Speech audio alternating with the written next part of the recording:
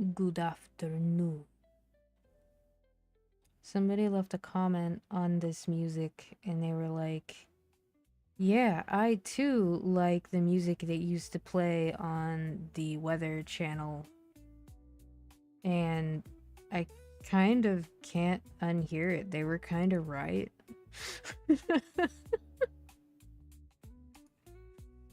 uh, I thought about streaming Duet Night Abyss just to see how that would feel.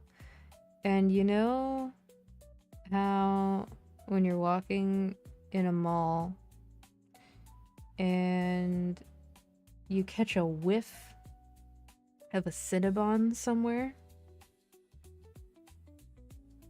it goes very quickly from, is that Cinnabon? To, oh god, I just got a cavity just from walking by. This was like that, except my computer basically immediately exploded in retaliation and I hadn't even tried yet. So, maplestory instead. I am thinking about maybe having a stream once in a while where I just go through like dailies and a little bit of gameplay for all of the like PC mobile hybrid games that I play off and on, and maybe giving like some little blurbs, some unsolicited opinions. But Duet Night Abyss in particular, since my computer already has some problems streaming some games currently, I can only imagine that all of the reflections in that game, on top of it having a CPU leak issue, or at least the launcher does, I can only imagine that my computer would just automatically defeat itself in protest.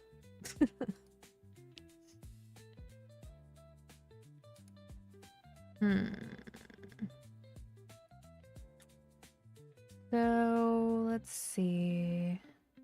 This ends soon. This ends soon. The Haunted Mansion already ended. This ends soon. Hi, Zoom. How is your Wednesday? Let's see. This never goes away. I wish you could just get rid of this forever. Like, I want this to just no longer be in this list. I want it to be gone. This will be available for like 2 more weeks, which is good because we want to claim that in Challenger World. Oh, it's one of those Wednesdays. Not it's Wednesday, my dudes, but it's Wednesday, my dudes.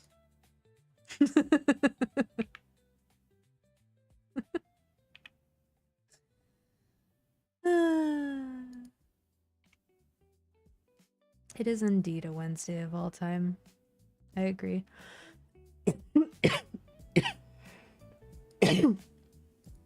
I have been abysmally tired for the past like 2 weeks. And I've been trying to fix the sleep, push it to a different time so that I can be awake when I want to be awake and stream when I want to stream and stuff like that. It has not been working. I don't need this rune, but I'm gonna use this rune because this rune is right here. Yeah. Okie dokie. Now I am done in this map. I can leave. Sleep is hard. You would think that it's the absence of doing things, therefore it should be very easy to do. I definitely do envy people for whom sleep comes easily. I do find that, like, if I can actually fully tire out my brain, instead of successfully falling asleep, there's like a 50% chance that all that happens is now I'm going to manic plan random bullshit that doesn't matter while I'm trying to sleep. I'll be like thinking through all the intimate details of some plan for something that really doesn't need a plan. The brain is stupid, dude.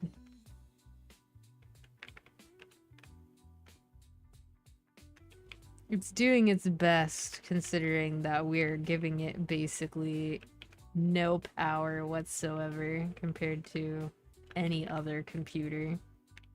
Because it really is a computer.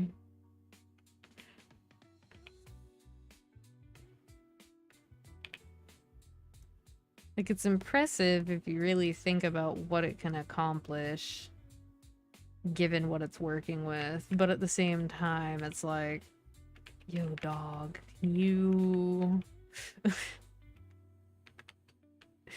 can you evolve a little faster? So our brains really haven't changed in the last, like, 80,000 years, but the world around them definitely has, and because the world around them has changed, it's all gotten a lot more complicated.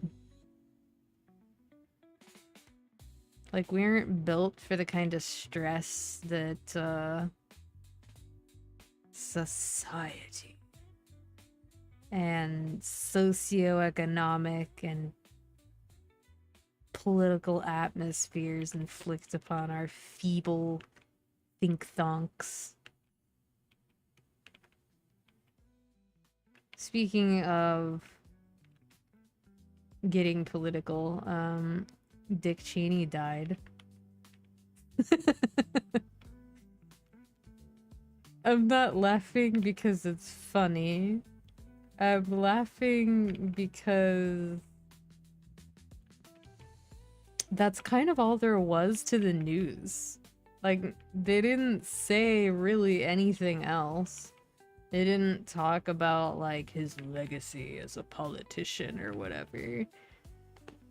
And I guess when you consider the things that he did when he was vice president, that makes some sense. But at the same time, there are definitely other bad dudes who have been in power who got, like, a little blurb about their accomplishments still. But I guess they have published a lot of stories over the last few years about his health. So maybe they ran out of things to talk about. I don't know.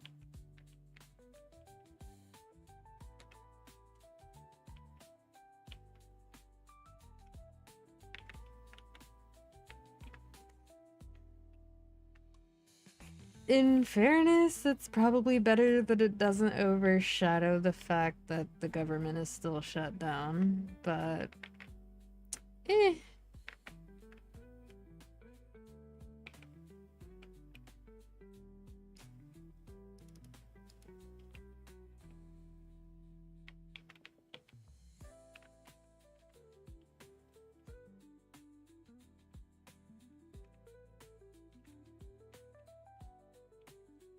Granted, if you try to have a conversation with people about why the government is shut down, it's super unfortunate because if you try to simplify it or distill it down to just one specific issue instead of the underlying issue that makes it an issue, it loses kind of all its meaning and people don't believe it. So the way you have to explain it is like, think of all the ways that being poor keeps you poor. So, for example, let's say that you have a bank account, right? Most of us do. And that bank account has a minimum balance requirement, which a lot of them do, especially with big banks. If all your bills add up to so much that you fall below your minimum balance, you get charged for being poor because you have to pay a fee now. And in the case of what they're currently going back and forth on, oh, it's not much of a back and forth, really. Basically, let's say that if you only made $10, then there would be a program to help you pay for something that costs $5 normally. And that program is designed to make sure that everyone has access to this thing, right? So let's say that you get a pay raise and now you make $15, but the limit for having access to the thing that helped you with that $5 cost is $14. So now you make $15 and you have to pay the $5 yourself. So in the end, your takeaway is still the same $10 that it was before. It didn't change at all. So the thing that they're arguing about is extending a removal of basically that limit so that it actually still benefits the people who need it without making it prohibitively expensive for everyone else. And I think that's about as much as I can simplify it without it completely losing its meaning.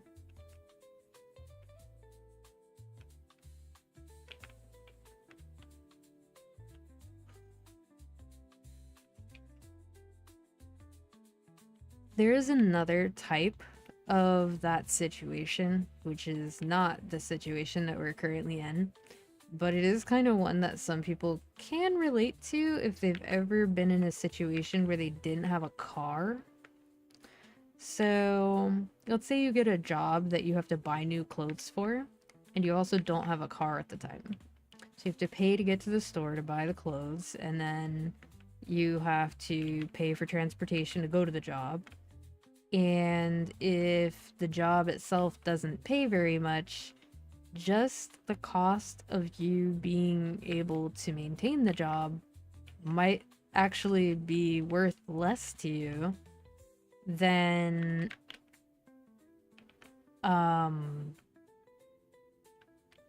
receiving some kind of benefit like unemployment from losing your previous job for as long as those benefits last.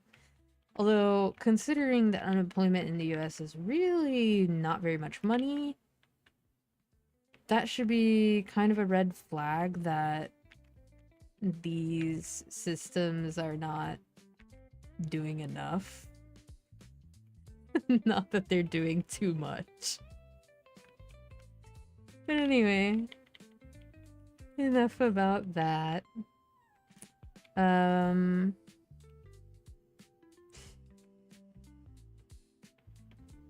So I have been juggling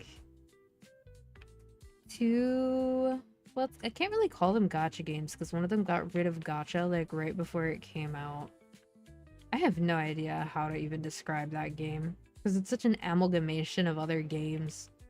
Like, it's trying to be anime Warframe, but it's also like got random influences from Final Fantasy and from Baldur's Gate. Yup. All you gotta do is say anime Warframe and everybody knows what it is. And yet, it's such a Frankenstein of concepts. There's even like a little bit of Nier in there. How are you vibing with it?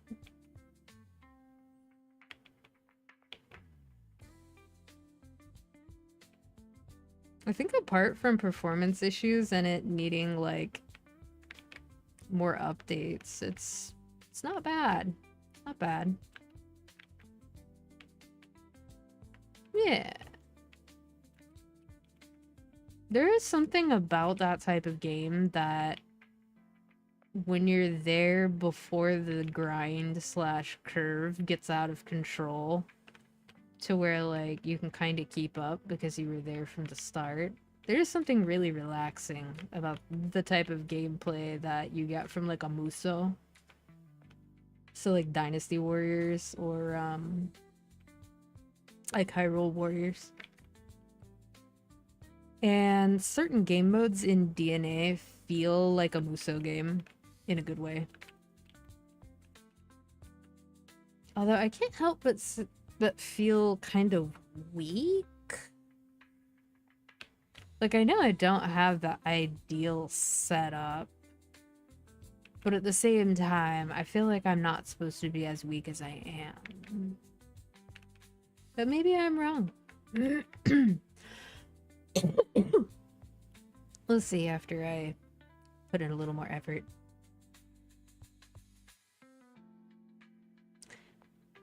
I spy that YouTube chat, Baki. Is that supposed to mean YouTube poop? That's the only thing I think of when I see YTP.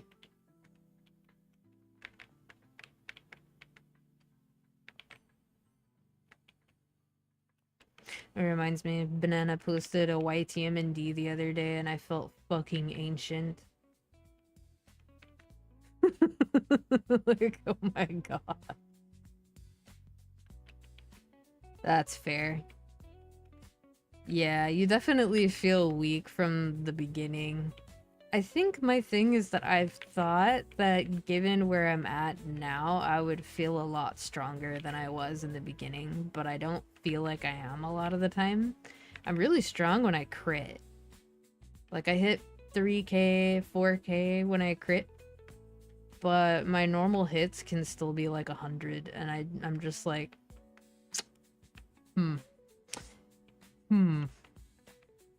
Although the game does have, like, the 3 physical damage types on top of the elements.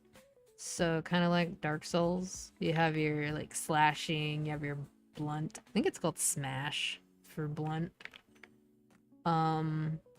Piercing? Probably those. But, gotcha. Chaos Zero Nightmare. It's currently going through a little bit of drama right now for absolutely fucking chaotic reasons. But it's quite new and the gameplay is very Slay the Spire inspired. So I'm enjoying the actual gameplay. The story's really bad. But like, I think holding gacha games to the standard of better storytelling is something that Wuwa did, and maybe a handful of other games. And the majority of gacha games are still gonna have, like, meh stories, you know? Where, like, you could kind of take it or leave it. You might get invested anyway because of sunk cost, even if it's written like dribble. But there's so many different dramas with CZN right now. One is about AI art, which I think that one holds water because there are some things that do look like AI art based on like how deformed the edges are and how unnatural some stuff is. It's mostly in like the promotional art from what I've seen and like the banner art for events, not so much gameplay, but it's not like I have every character, so maybe there is some AI looking art for that as well. That's probably like the least weird as far as controversy goes. And then there's something where like the quality of the story suddenly dips kind of after chapter 3.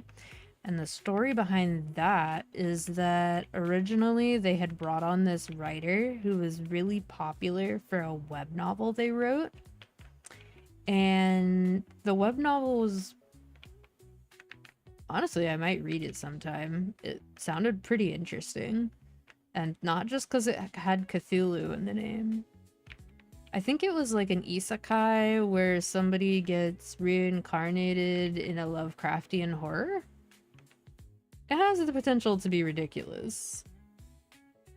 Anyway, so that person was working on the game and stuff after being hired, and then they got into some shit with another one of the people who was working on the writing team, or just involved with making the game. And this person basically started so much shit that this writer left the company, the one that wrote the web novel. And then after that guy left the company, the writer that started shit in the first place also isn't working with them anymore because they couldn't keep up with the pacing of whatever demands related to making the game. That was the official reason. There's also a little bit of information going around about potentially scrapped storylines that would have been based on whatever the previous writer was working on with it. And the old marketing information for the game also talked about like a singularity loop / time loop storyline, which is not what we have right now. So that was interesting. And then, yes, there is the ridiculous drama of the Korean netizens very, very angry that the female characters have positive interactions with a baby face. Like, he's a maknae. He's literally the junior. Why are you mad at him? He's a baby. Not only is he a baby, he's actually a little bit feminine too. It's so dumb. Oh my god, yes. People have talked about the girls frontline 2 stuff. Didn't they turn the quote offending character into a female character after rewriting the storyline? Or some crazy shit like that?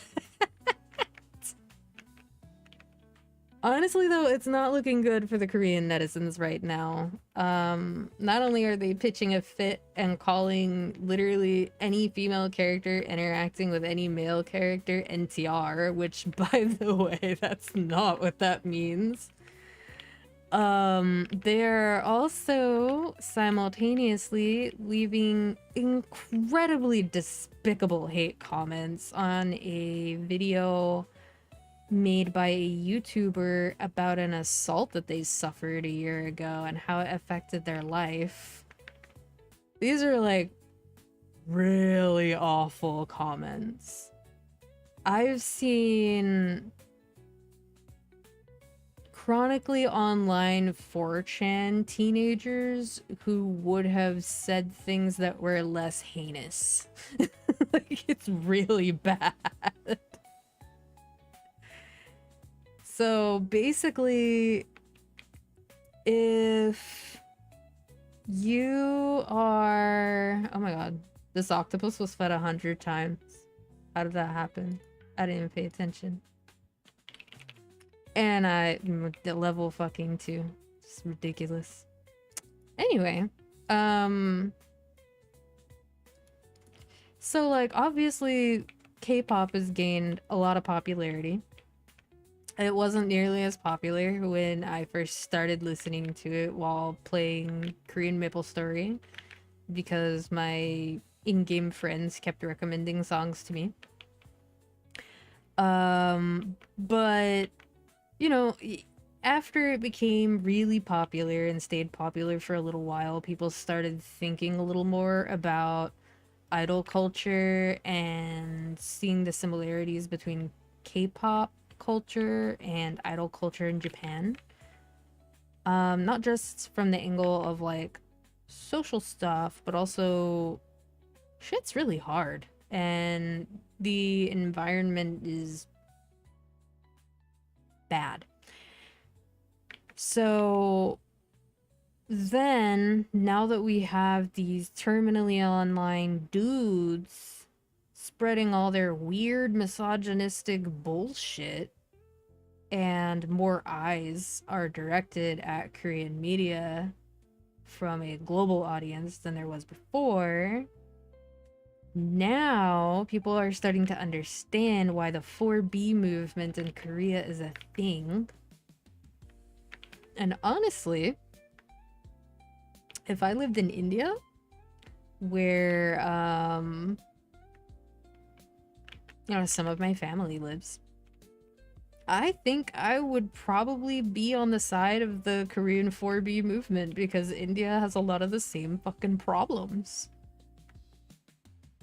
It's basically a feminist movement where women decide that until their place in society is readdressed and the laws are readdressed with women not being second-class citizens and all of that, that they are not going to get married, they are not going to date, they are not going to have children, etc. with men.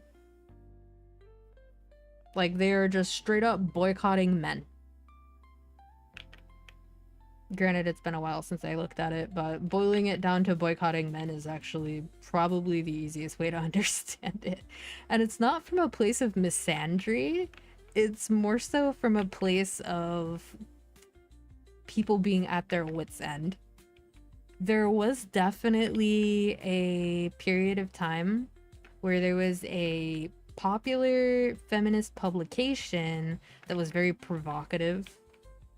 Think like Jezebel in the West, where, they actually did hate men. But the 4B movement isn't really about hating men. It's more so about demanding protection for women. Protection and somewhat respect. Like basic human decency.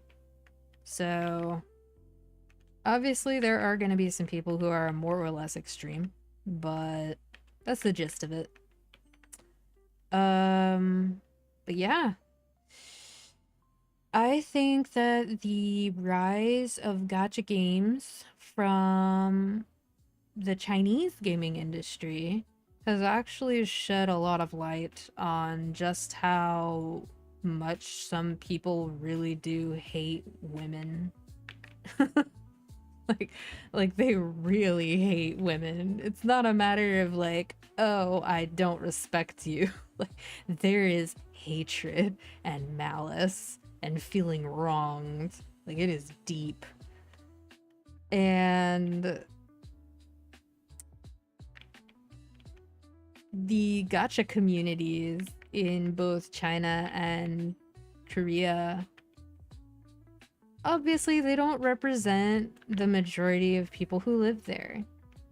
They don't. I've been to Korea.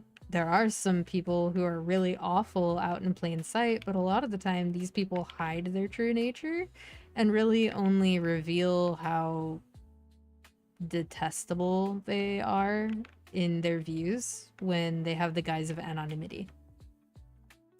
But when it comes to like essentially reading the comments, there is no room for nuance. They are guns a-blazing at all times. And this loss of nuance is kind of a global phenomenon. It is definitely not just men, and it is definitely not just gamers or any specific ethnicity or anything like that. But each like demographic is losing its ability to critically think, be media literate, and interact with the things that they disagree with in a nuanced and respectful way, I guess. So the unhinged, like, out-of-pocket shit that some people are willing to say is absolutely bizarre. And then, of course, it doesn't just stop there. They can't just stop at saying unhinged things. They gotta take it up a notch and threaten to stalk people or find them or hurt them. And so these devs of all these gacha games There have been incidents rather, where people have, you know, stalked devs. They have stalked voice actors, and they have threatened real harm. And so when you take your feedback, if you can call it that, your nuanceless, unbridled rage at something in a video game online, and you take it to real life, and you threaten people's livelihoods, you threaten their health and wellness, you threaten their family. In what world could you possibly see yourself as the hero? Like, who are you saving? And what are you saving them from?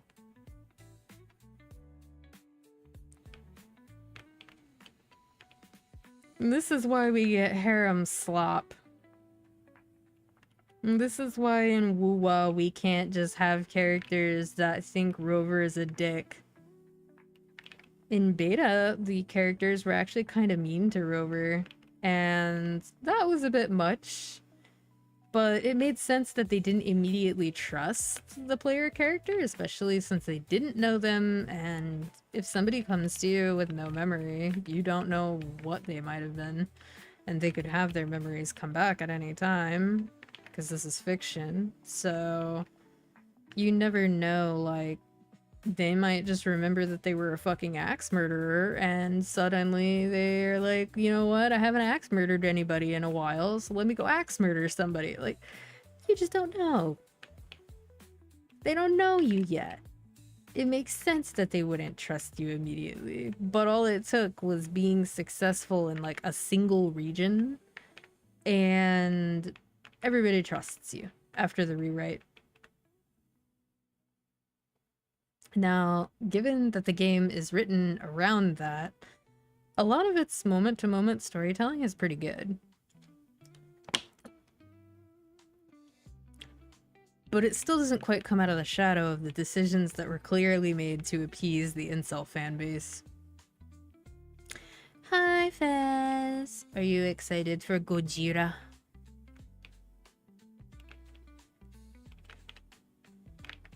One of the first things I think of when I actually think of Godzilla isn't actually the movies. It was when Ion was brand new, which is a Korean MMO that's basically a WoW clone with extra steps. Or at least it was. It's not really recognizable anymore. And there were world bosses, of course. And my first time being in Heron, which is a heavily forested area. And the heavily forested area is like, it's got like a rainforest vibe. And the entire region is undergoing like gradual desertification, but this area is still like a wetlands place with like a lot of trees and a lot of greenery, and you're just minding your own business, and there's straight up a world boss that roams around, and it's just called Gojira, and it's a giant dinosaur, and it has like a frilled neck, and it's impossible to not, like, first of all, laugh, but also be like, well, I need to leave.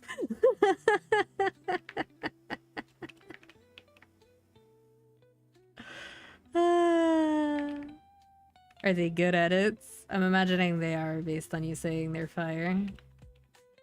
But how fire are we talking?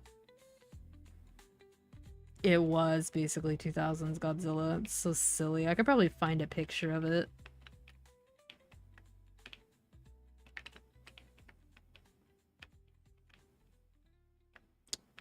Let's see.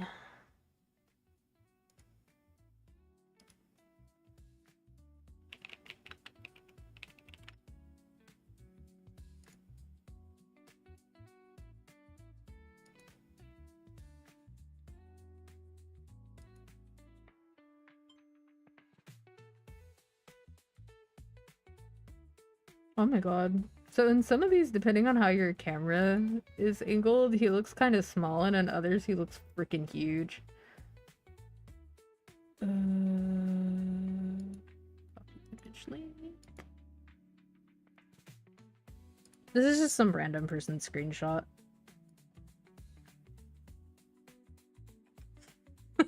Attack on Titan opening. Which one? Gurren no Yomiya? I don't actually remember what the name of the first opening is. And I can't even say like the one that Revo did, because Revo did most of them. Except for the ones he didn't.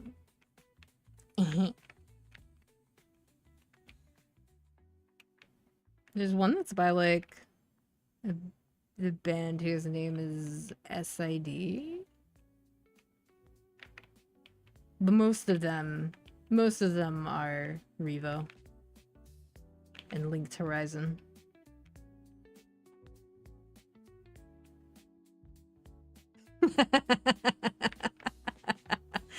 That's so valid. Well, the first opening is everywhere. The second opening is very triumphant sounding and a banger. And the other opening that Linked Horizon did that most people are aware of is the one where they just say Sasageo over and over again. Sasageo, Sasageo, Sasageo. Everyone has heard that.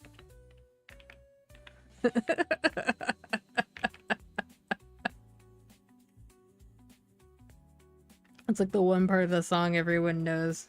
Just like the chorus of Gurenge for Demon Slayer. Everybody knows that. Oh yeah, that's the first one. Yep.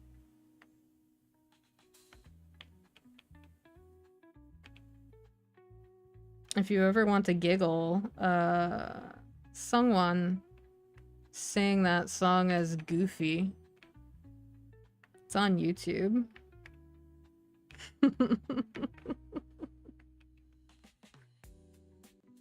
It's an experience. I have not.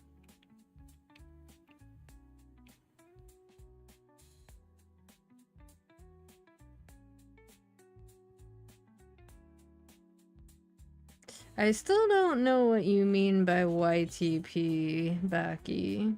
You just saying YouTube poop? Squint.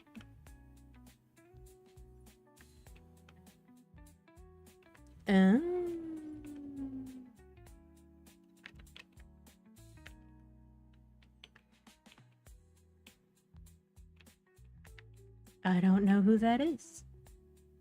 But I will nod along. As one does. Have I killed 3,000 things yet? I have. Yippee!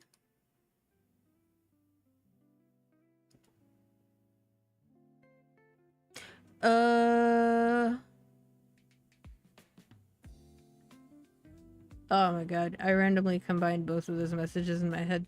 That makes sense. But what do you mean by YTP though? The YouTube link is definitely better on mobile for what it's worth. The Twitch user experience on mobile is, they need to fix that. They really do. Why didn't I use one of these? I don't know why. I even came here with the intention of being like, oh, I'm almost 274. Let me become 274. And then I didn't use any of my shit that would make it so that I hit 274.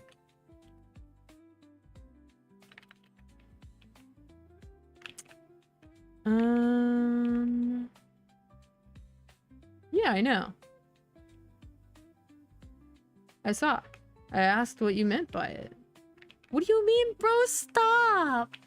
What do you mean? I didn't do dailies like all week. I thought about it and I was just like, nah, I'm gonna play more Duet Night Abyss. You know what I mean, though. There's something soothing about the Muso.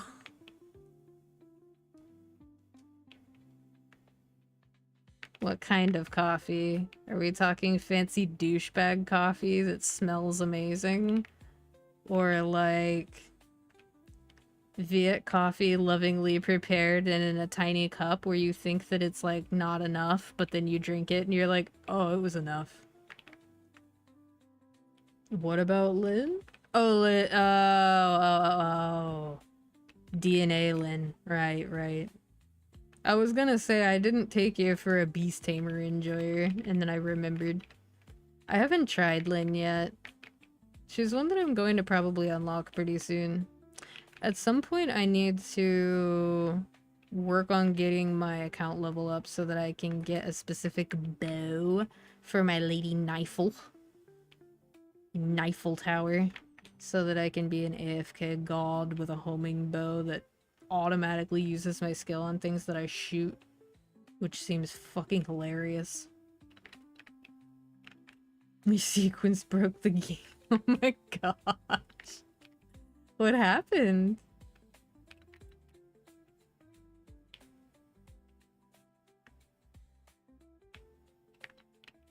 Finish as in like finish the story?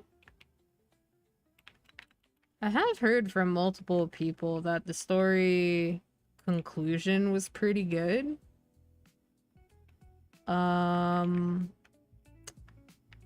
In my opinion, it probably doesn't make up for what came before, though.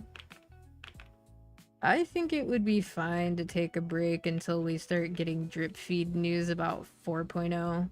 Especially if you don't care about any Amphorius characters beyond what you already have.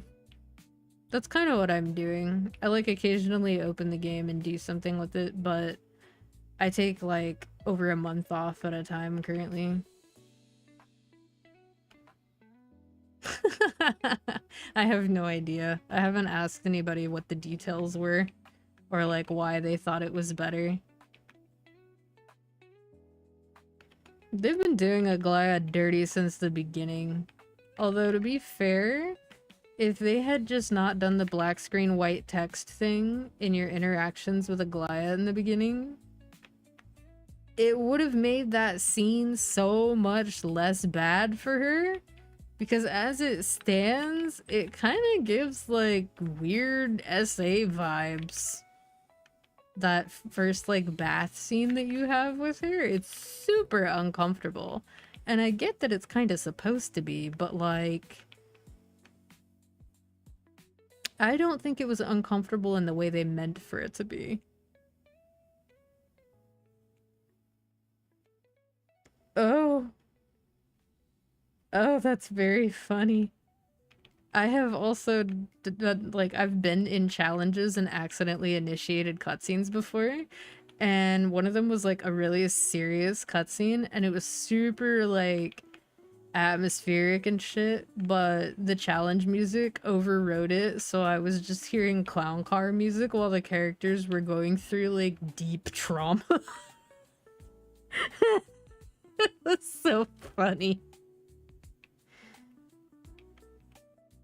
No, they cannot. Hoyo is very up their own ass. They believe that you have to experience the story the way they intended for you to experience the story, or you're gonna miss out on their masterpiece. And that pretentiousness is something that has worn a lot of people's patience thin with various games of theirs. I don't think it's gonna impact them that much, though. Their bottom line is gonna be okay, and then they're gonna release their creature collector game, and honestly, it's really smart for any, like, huge fucking company to release a creature collector game while Nintendo is throwing a piss fit at Pal World. Because, number one, they can't possibly go after everyone, but number two, if anybody's got the money to fight it, it is Hoyo. So, you know, we'll see. Anyway, they'll release that, and they'll release whatever else they're working on, and everyone will gush over how there's so much quality of life, and how much better the models look than all their other games. And then they'll be like, why can't we have this quality of life in the other games? and then they'll make you wait 3 years for like one promise about that quality of life being backported, and then they just won't do it. Sound familiar? They've done this 3 times.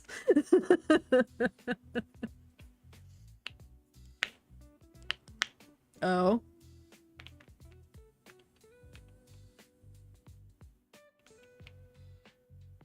I mean, if they're going to do Edo Star, does that mean they're going to bring back Acheron in the story? Because she's literally from Space Japan, but she's from extinct Space Japan. But also, like, expecting your Chinese gacha game to create fantasy Japan and not be a little disingenuous about it. Like how for Inazuma in Genshin, they straight up put the Sakoku decree by name in Genshin. They didn't give it a fancy fantasy name. They didn't try to dress it up or divorce it from history. They just straight up called that shit the Sakoku decree, which was when Japan, if you've ever seen the quote history of Japan Bill Wirtz video, that was when Japan was quote closed and the United States was like, open the country, stop having it be closed. Yeah. So that was something.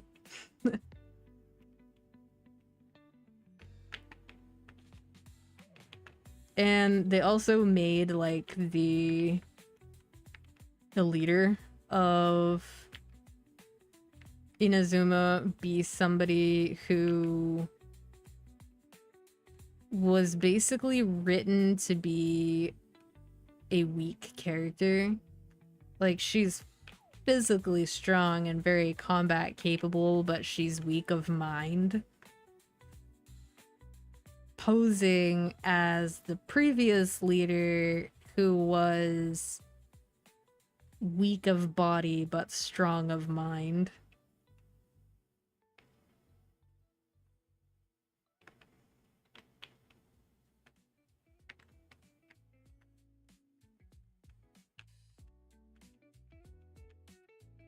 There's just a lot to it, I guess.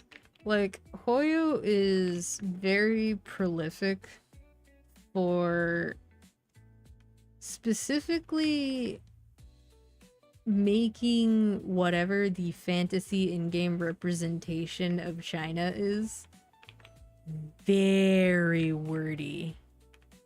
Even if the setting is gorgeous and the music is lovely and the atmosphere is great, it is so verbose. Everything is purple prose. And it reeks of someone writing a 15-page essay about why the author of a book decided that the curtains in the book would be blue, despite not being the author themselves, and trying to basically insert meaning where there isn't necessarily meaning to be had. And it's kind of, I don't know. It's a little exhausting, even at times when it's doing really well. Like, I would say with Zhongli, pretty much every story involving him was enjoyable in some way. Like the Ajdaha thing, and the fact that you get special dialogue if you bring Zhongli with you to fight it. The God of Salt stuff. The stuff involving the erosion and the gnosis and him never bringing money because he was literally the god of money and has never had to think about money before. Like, all of that was good, but Liyue itself is so long. And there's just so much. And it's also kind of a pain to traverse because it's so mountainous, and climbing in Genshin is kind of awful. It's everything that was bad about Breath of the Wild's climbing. Woowa has somewhat done a better job. I think if DNA fixes some things about their movement, it'll be doing pretty well too. But for now, there's something very clunky about some of its movement. And I think it would be better if they just made it so that when you get a certain distance from like a climbable wall, your character latches onto it, but it doesn't. That's true, none of the tools. And a lower stamina cap.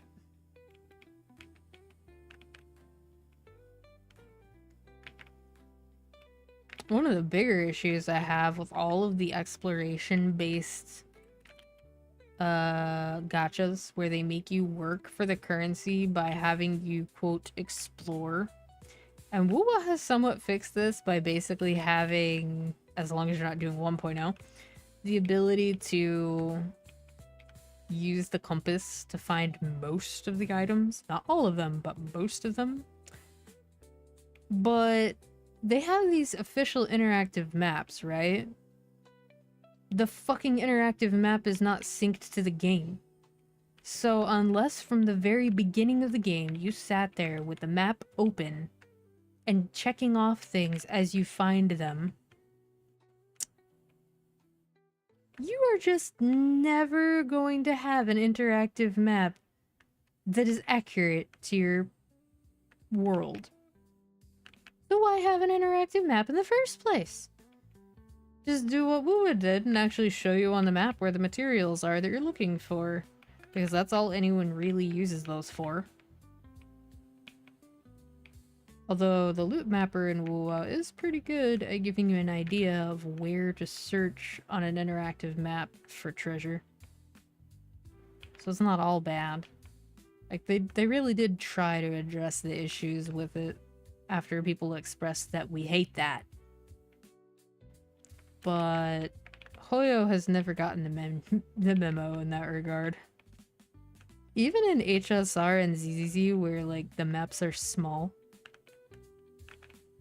That's true, Genshin would never. And it's not that I hate Genshin. It's that I think that MiHoYo has this wonderful opportunity to evolve and grow their games. Especially given the amount of revenue they generate. They could really focus on making their games better games, but it's like they don't understand what people want.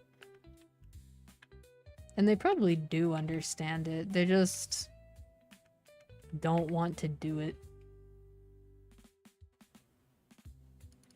And so they act like they don't understand. Just gonna do this. Yeah.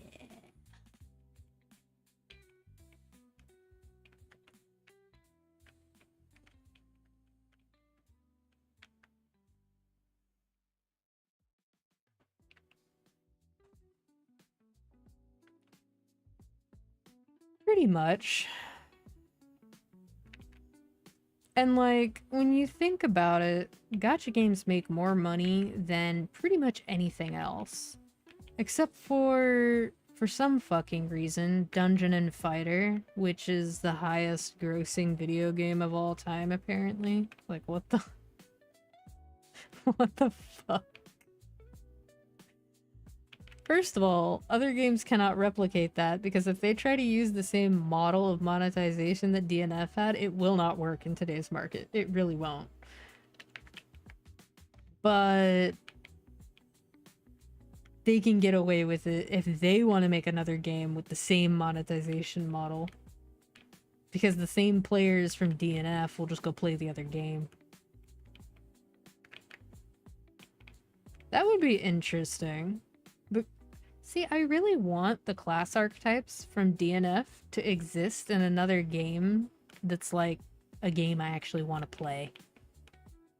Because the peer-to-peer nature of DNF is a pain in the ass. But the character designs, like the actual kit designs and the class concepts are really cool. In some ways, Maple has retained a lot of its identity largely because of its weird jobs and interesting class kits. But DNF is somehow less homogenized. Although it does commit the cardinal sin of gender-locked class variations. I think they're hiring for a lot of their projects. I think first Berserker was on the table and having, like, hiring posts and ads and stuff for literal years. They're probably pretty picky about who they pick up because they're not really in a rush. They don't really need the money. Because DNF is kind of incredible as an IP. As we saw with first Berserker, the IP can stand on its own, even with no context. So, there's that. I do too. I don't have it. I do have access to Black Myth Wukong, though. And,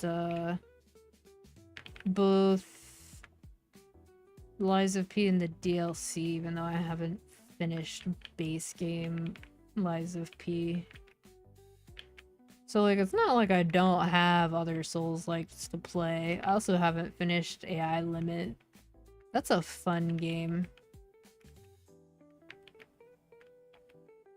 A Lady Berserker model. Cool.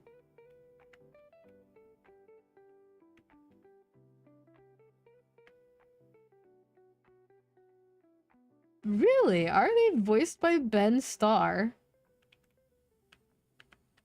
That's hilarious. He's in everything. It reminds me of when Ray Chase voiced the Master of Masters, and then suddenly he was in fucking everything. Speaking of which, when Moon and I were playing Date Everything, and Ray Chase voices like 4 fucking characters. Also, Ben Starr voices the door. His name is Dorian. And if you talk to the back door specifically, Dorian will be facing away from you, and they actually treated the audio so that it does sound like he's talking to himself in a fucking corner.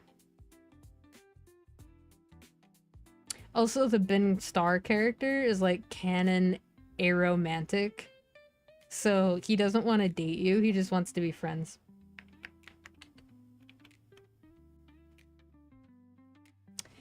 That game has so many famous voice actors.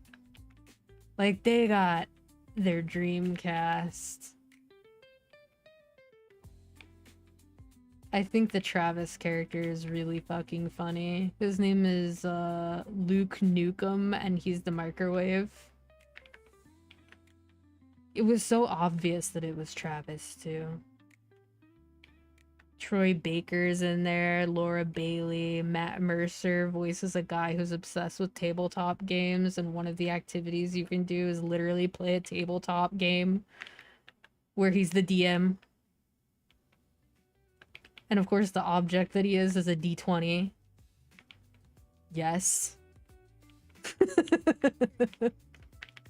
It is really quite something. There's a toilet that's a rapper. And, he's French.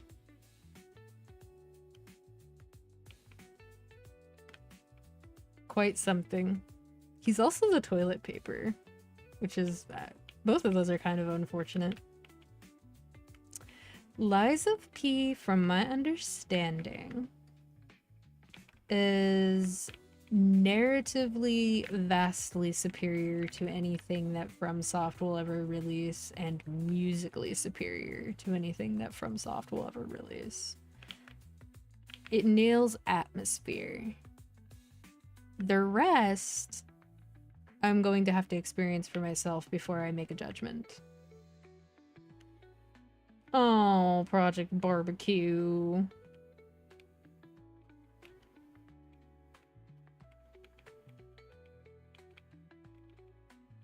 Why couldn't they just make 2 games? Damn it, Neeple.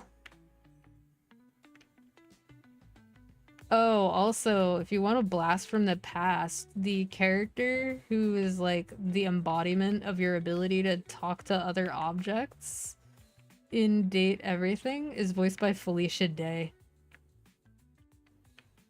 That's kind of true. All the money is in mobile hybrid games. And it's kind of a bummer because by slapping gacha game or waifu or whatever onto something, they can get away with releasing a less quality product because it's just a gacha game. Why are you expecting so much? Motherfucker, they make billions of damn dollars. They can definitely afford to hire a VTuber rigger to fix this shit. Come on now. We can do a little better.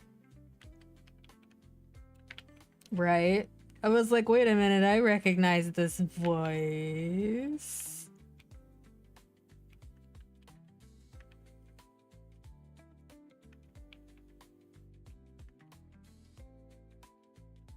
So many interesting voice actors. Just like people you don't even realize are still in voice acting because you haven't heard them lately. I haven't found anybody voiced by Yuri Lowenthal yet, though.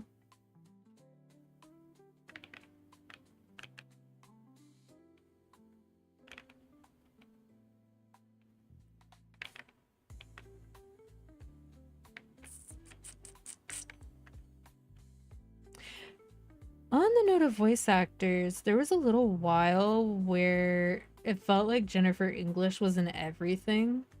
And it was just this little stint between BG3 and when she voiced Carlotta in Wuwa. But now it's Devorah Wild who's in everything. So for context, for people who don't know voice actor names, Jennifer English voiced Shart, or Shadowheart, and Devorah Wild is Lae'zel. And now that Lae'zel's voice actress is in so many things, Jennifer English is one of those voice actors who always kind of sounds like herself, no matter who she's voicing. Devorah Wild actually has huge range. Like, Lae'zel and Galbrena don't sound anything like each other. And then the character that she voices in DNA also sounds completely different. Oh yes, it's very insular. As somebody who used to be a voice actor, it's a lot of the same people because it's a lot of who you know. Especially because in the voice acting environment, people have long been willing to take underpaid gigs regardless of what their profile is or what their quality is. And it's always made it very hard for newer talent to get involved, because why would they pick you if you are less experienced with how everything works? If they can get somebody bigger than you for the same money. Somebody who probably can do it in fewer takes as well. I wouldn't say that it's a healthy environment, but yeah. As for Jennifer English and Devorah Wild, they're both UK voice actresses, and the UK voice actor community is also on the smaller side, but there are still every year just new faces in AAA games that are voiced by British voice actors. So it's like, you still hear the same people everywhere, but they're usually interspersed with new talent as well. And I mean, we're gonna hear a lot more British voices in our games for a while after the absolute dumpster fire that is what SAG did. So, yeah. To some extent, yeah. People develop a sort of parasocial attachment to specific voices. And I mean, it happens in like anime and stuff too with Japanese seiyuu.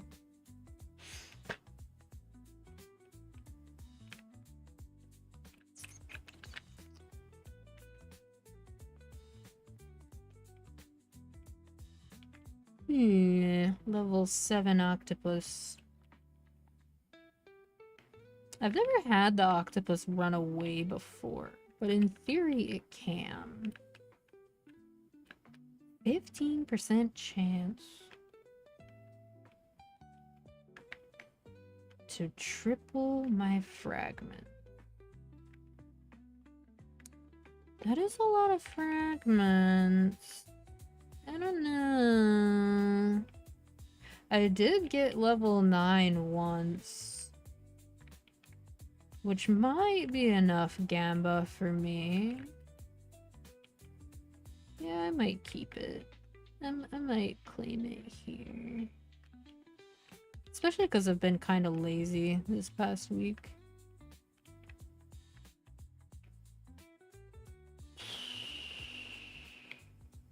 Stupid robot bird. No, no gamba.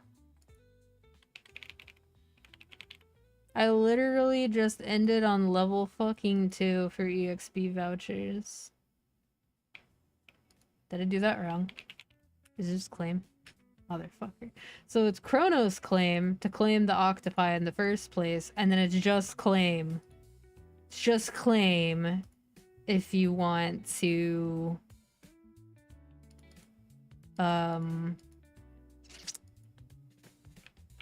collect your reward. This inconsistent ass motherfucking next song needs to spend some of that DNF money over here. No content? Oh, please. You can have content when I suffer trying to cube drop gear once again in Challenger World. I'll stream it.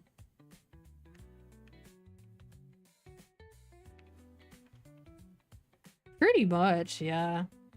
It's so funny how they've tried so hard to branch out into other games and get them to be popular, like Sudden Attack and Kart Rider and stuff. And like by MMO standards, they're not unpopular, but they're not DNF popular, so they're considered commercial failures. And it's like, failure compared to what exactly?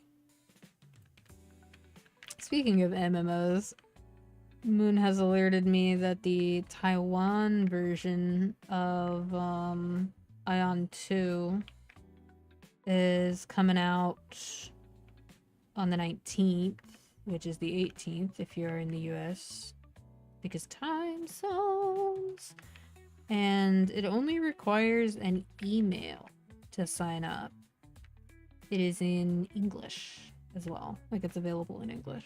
So I would imagine quite a few people are going to give it a try, and it's probably going to be the same story as what happened with the original Ion, where a bunch of people played Chinese Ion before it came out, and yeah, opinions were had, as were a lot of people feel like other people need to play games the exact same way they do, and then when you introduce the knowledge gap of playing another regional version of a game that comes out before your region, so you have all this insider knowledge, there is this annoying and pretentious tendency for people to be impatient, like with other people for not having the same knowledge that they do. And it's like, do you want the game to live or not? Because if you act like a piss baby the entire time and no one wants to be around you, and you're the person who's chronically online and always talking in global chat, people are gonna play less because you're annoying. Yeah, they did at least explain that they were gonna do that, in the like long interview that they did. I think they said it would be about projected to be about 6 months apart for release in the West, but their explanation was that they wanted to make sure that they made modifications to the game that would better suit the Western market. And to that, it's like, alright, but this is NCSoft we're talking about. This is Blade and Soul Neo. Pay to win stacking skill books for damage that you have to slot into accessories that are also RNG, that require RNG to upgrade, and require RNG to obtain the materials for, and require RNG for the substats. That in NCSoft. That was not that long ago. Do we trust you to understand the Western market?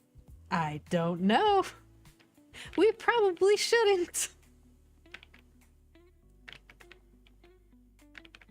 But I do think if Ion 2's monetization is really bad, like really, really bad, I think that NCSoft might finally completely fall off in the West. And they're just gonna have to accept that if they want to pretend that they still have a foothold in the West to impress their investors, they're going to have to operate whatever games they've decided will be the sacrificial lamb at a permanent loss, just to show that they can still publish things in the West if they want to.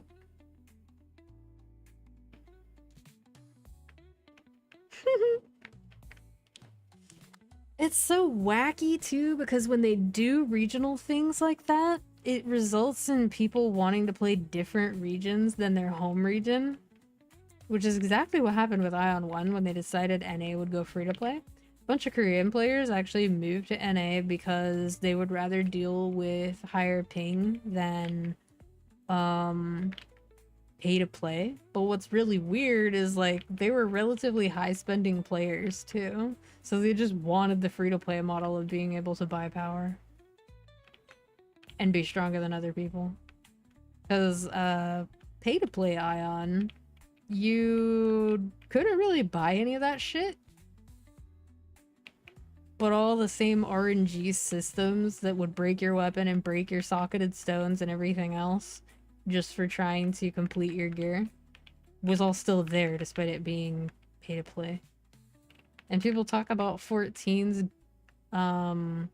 gear progression being too linear and too boring, but if you've come from, like, Korean MMOs from the ye old days,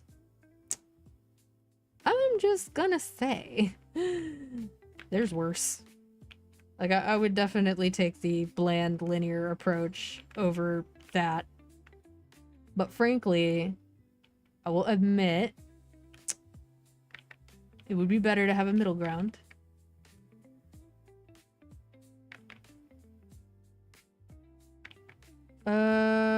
They probably can't run the exact same monetization for Ion 2 in the West, for the same reason that Blade and Soul Neo only had one battle pass in the West instead of 3, like Cian. Look, I'm sure they'll find a way to monetize it and give you garbage for your money, but also tie something really important to it. But also charge for the garbage like it's diamonds. But it probably won't be the exact same.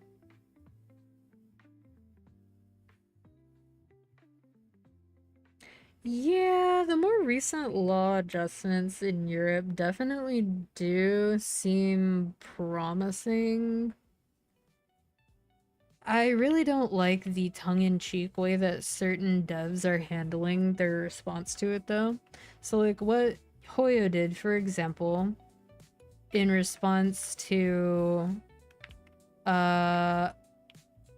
basically being told they would one day have to be transparent about all of their values and how much real money is being spent instead of just hiding it all behind fake currency.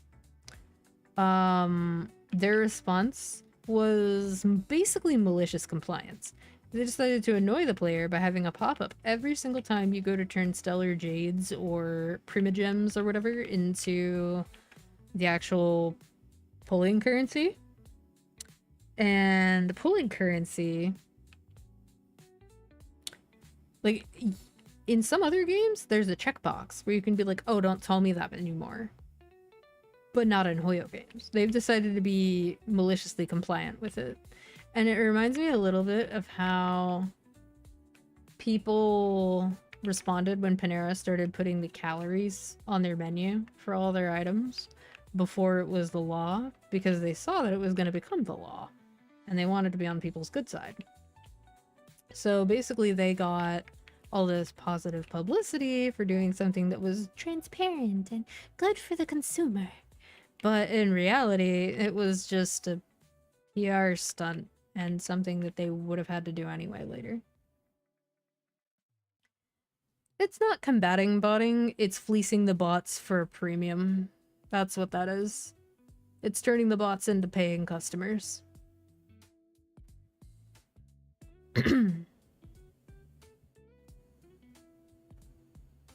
The subscription system is probably because they tested a pseudo subscription in Ion Classic, and it's most likely an evolution of that. And Ion Classic has both Battle Pass and a subscription service. You can technically log in and do some stuff if you're not subscribed, but there's not a whole lot that you can do. Like, you could still log in and interact with your character and stuff, which is useful, and more pay-to-play games should give you that option. But you can't meaningfully do much else.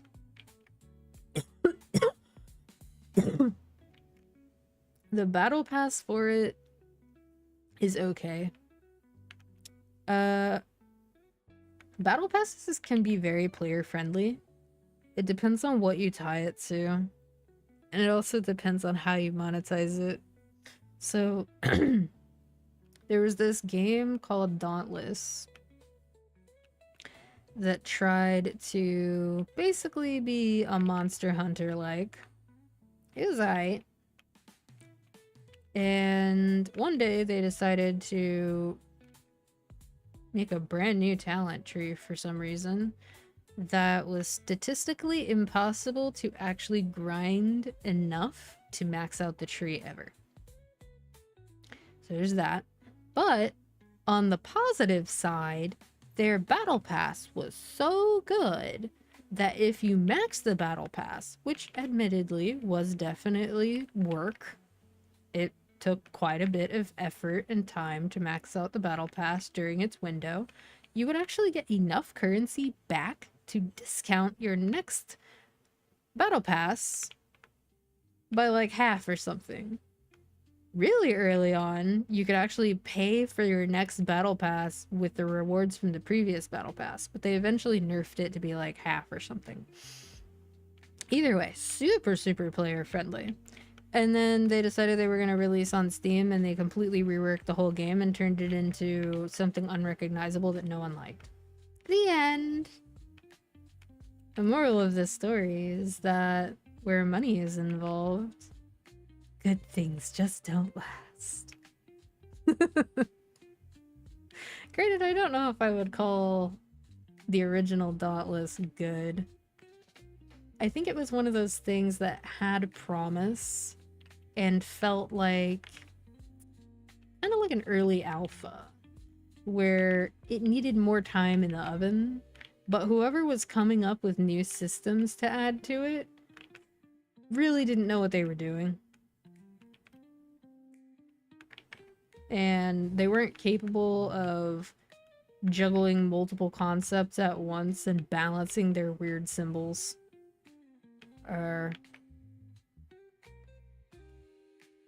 Symbols is not the word of it. They're weird systems with each other. There we go. I agree. They also made customization too inaccessible for like new players. but it was free. Around the time that I played it, Monster Hunter World had kind of died down a bit. I can't remember if that was when people were waiting for the PC release or if it was after the PC release but before the Iceborne update. I believe it was 2019, so I'm sure a quick Google can answer that question.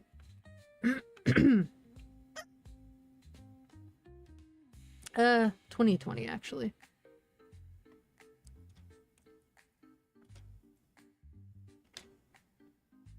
Late 2019, early 2020.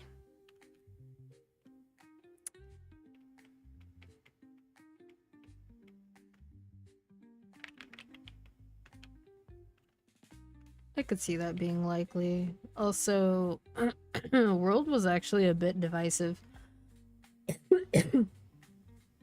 If only because the pacing of World was not necessarily what some people expected. And the fluidity and pacing of the game didn't feel right to them. Which is actually the same criticism that people have for Monster Hunter Rise, but in the other direction. There are some people who feel like Rise is too fast, and there are some people who feel like World is too slow. My primary experience with Monster Hunter is actually the 3DS games. So for me, things being a bit faster but also kind of janky is what I was used to. World doesn't have the same jank. It actually feels very polished, but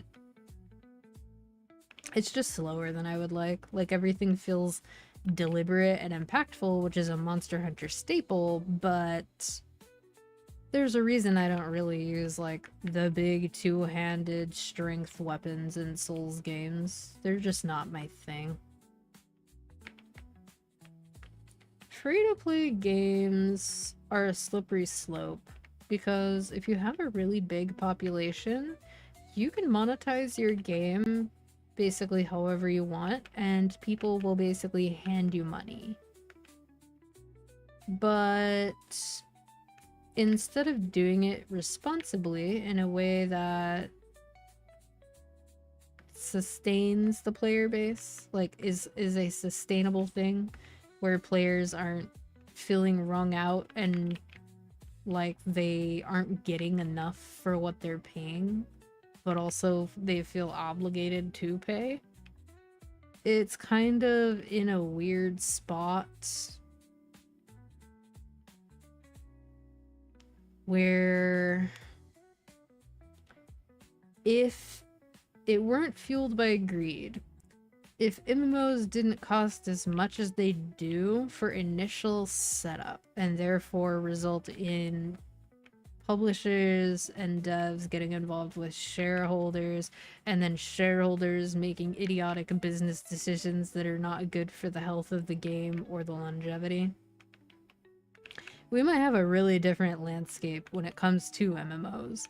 And we're kind of close to having a different environment, because there's more and more small dev teams or solo devs working on large-scale multiplayer projects on Steam, where technically they can use dedicated Steam servers for their multiplayer shenaniganry. And even if they end up limiting their gameplay to, like, lobby-based MMO stuff, that was still a very popular whole, like, genre of MMO. Oh, I'm worse than a Dex user. I often do Dex int. Go ahead, throw up in your mouth.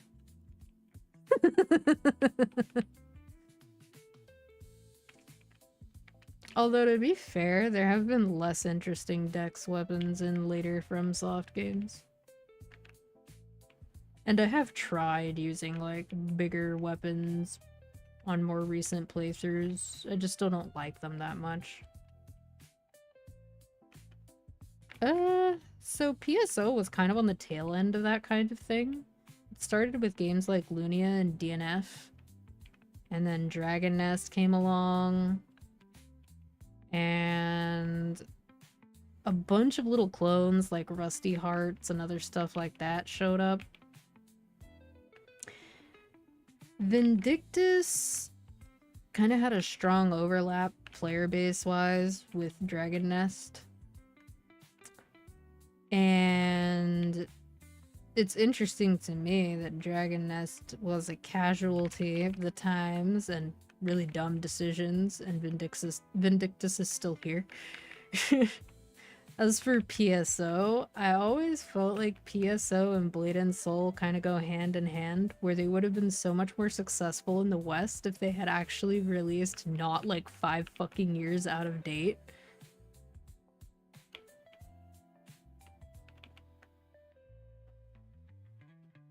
Kind of ridiculous. I thought Rusty Hearts was cute. And in the same vein, like, there are still more recent attempts to make such things, like Dragon Nest 2 was a thing that tried to happen, Soul Worker kind of tried to happen. Dragon Nest actually has pretty damn good combat. I just don't like its FOV, and I don't like the weird gender-locked baby characters. I don't like those that much, but it has really creative subclasses, and the PvP on some of those classes was actually really fun, like 1v1 PvP specifically.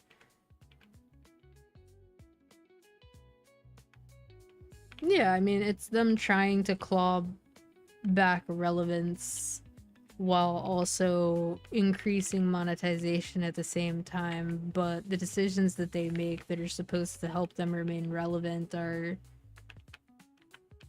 return to monkey instead of evolve to crab, for lack of a better way of putting it. Because there's definitely ways to monetize, like, players will tell you how they want to be monetized a lot of the time. Like in Maple right now, people are saying that they want there to be more cosmetics for them to buy. They want there to be more more year-round available things to spend an X on, because they have these relatively high spending tiers for MVP, but they're really built around what's available in Reg server, which is buying cubes and stuff. But if you want to try to spend like $600 a month every 3 months in Reboot, you could probably do so for a while, but you would run out of things to buy eventually, and it wouldn't feel like you're buying things that are of quality, because at some point it feels like you're just buying slop, because they don't put any effort into things that are not seasonal, basically. It was just very stupid. That's true. People love cosmetics, and this is one of the most customizable games out there in terms of character appearance, and always has been. Maple pioneered MTX, and I still remember when the game had no monetization, followed by when they added the very first cash shop clothing, which always had the 90-day duration on it. And then later they added the first pets, the brown puppy and the brown kitty. Oh my god, the fucking t-shirt model. I'm kind of like, why does everybody have those round glasses? Like, I wear glasses in real life, so they're like part of my identity. I admit that if they just gave me the option to outright buy them, I would probably buy them. But like, why does everyone have them? I guess that's a stupid question, because most people playing female characters in MapleStory are also dudes. A lot of females do play this game. A lot of girls, a lot of NBs play this game. But the majority of dudes who play this game do still play female characters for the most part. But it's not a game that's about like TNA, so it's kind of interesting.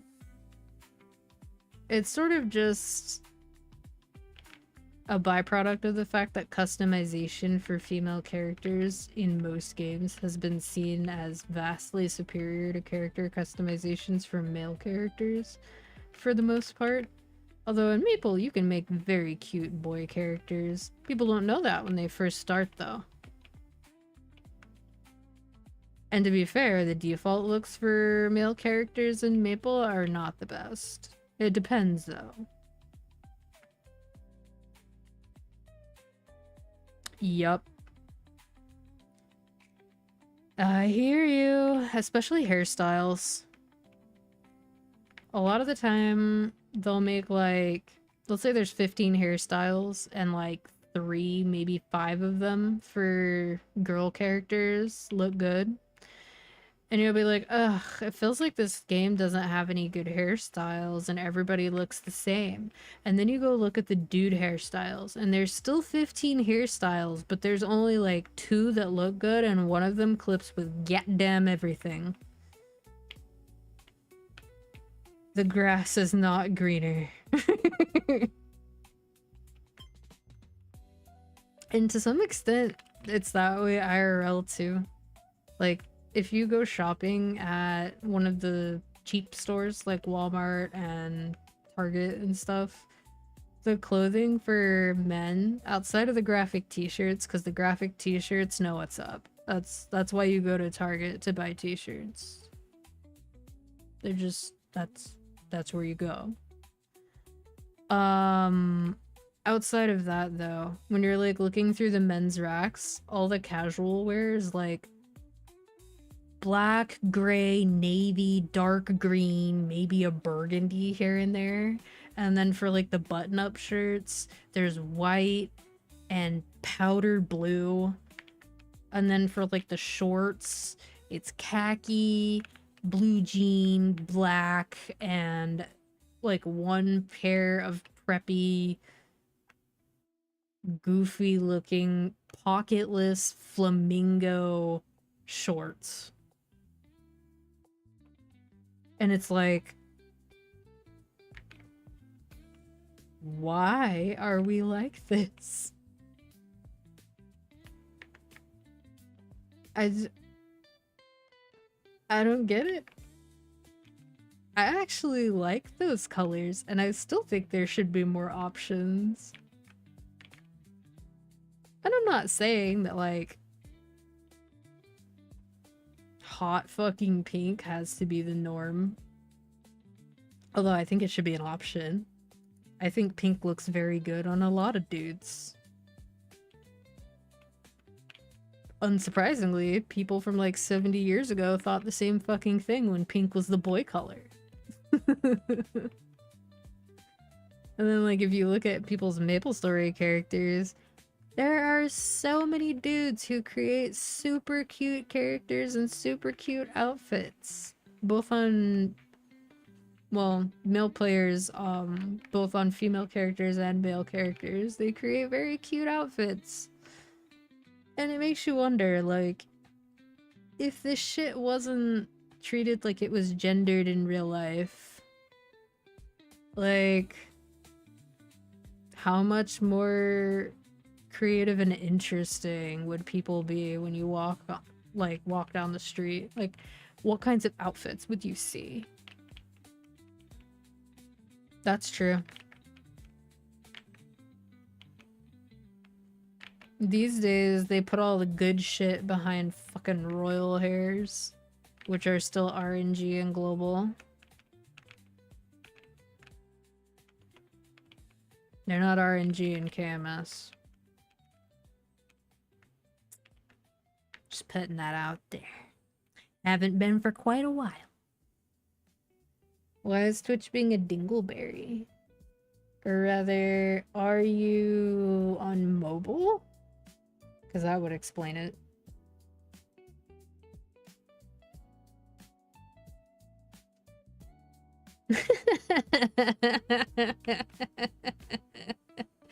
There are actually a lot of dudes in Asian countries who do dress very feminine. We got boys wearing oversized sweaters that cover their hands off the shoulder. We got a button-up pink, like dress shirts, etc. Pastel colors in general are a lot more common for men in Asia and in Europe compared to the US.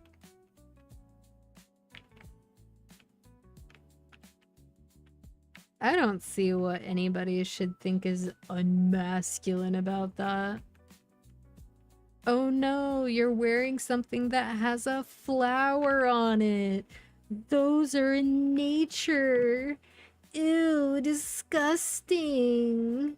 Like, what the fuck even?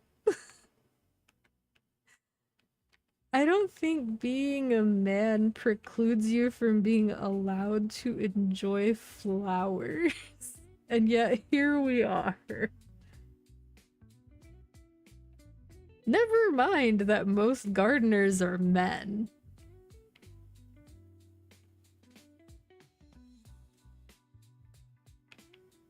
Just putting that out there. And what is a farmer but a gardener who grows things that you can eat? Also mostly men.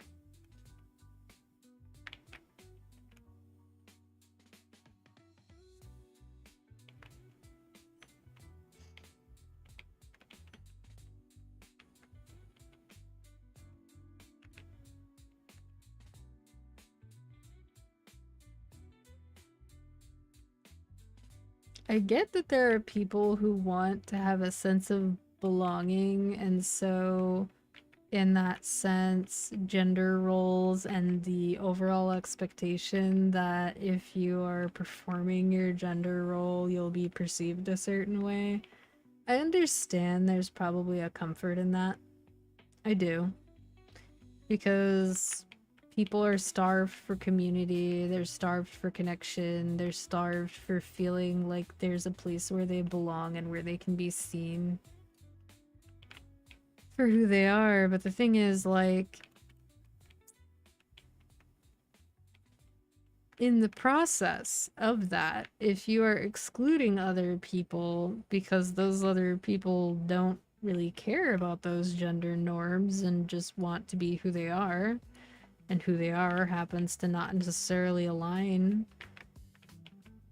then you're demanding a sense of community in the process of denying yourself and also excluding other people.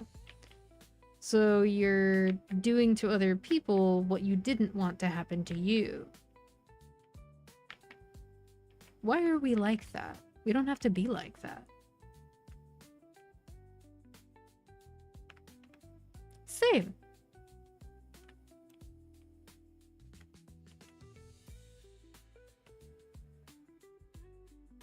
I also personally feel like anybody is equally allowed and disallowed from wearing booty shorts in public. So, like, if you're covered up, they're not see-through, and they don't do that thing where the booty shorts have like wide legs and you can see right up them. I don't really care if you have this junk or that junk in your booty shorts. If you're rocking the booty shorts, that's fine. Just rock the booty shorts. I will continue being unbothered. Like, besides, if they're comfortable, which a lot of people say that they are comfortable, what's wrong with being comfortable? The only booty shorts I own are from my old retail job because, like, sometimes they wouldn't all sell in the season, and so they would go on sale for $1. So I have a handful of them.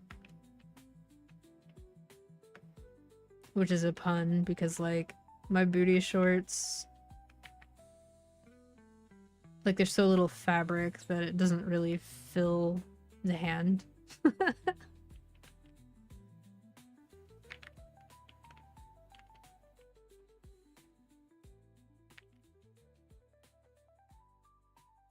Isn't that just like... Is it Juno? It was Juno, where like the guys who were in track or whatever would all run together, and there were these like long, lingering cinematic shots every now and then throughout the movie of them just like jogging in their little shorts and their little tank tops.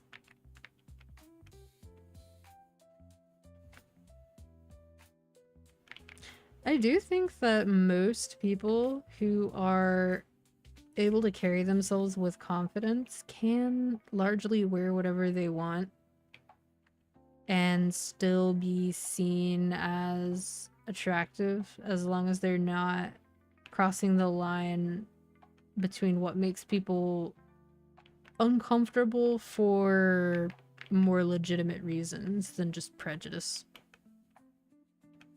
So, like, I don't really want to see anybody's bits. I didn't consent to the show.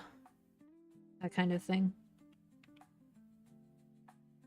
But, like, if somebody is showing midriff or whatever, that's not inherently lewd at all. That's not any more lewd than dat ankle. Yeah, admittedly, compartmentalizing things is really useful. We have to learn how to turn that off when it comes to specific issues. Otherwise, we get like what's happening right now with this stupid government shutdown.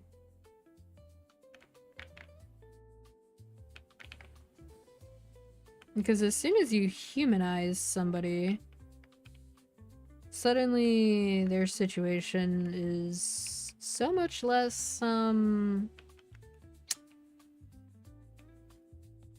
complicated.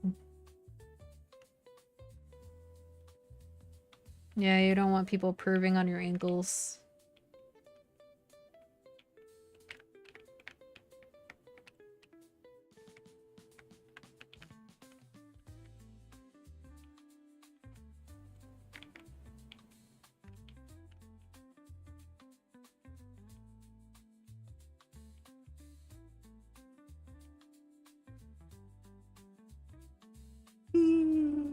I'm so tired, dude.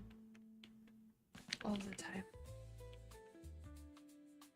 And my voice is starting to get hoarse.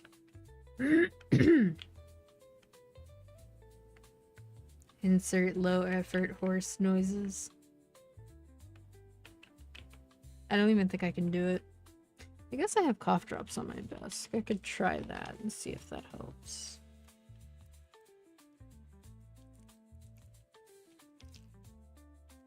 Speaking of the confidence to wear whatever you want, I accidentally... This was like during the pandemic. I went to Ross because I wanted to buy like a couple new shirts.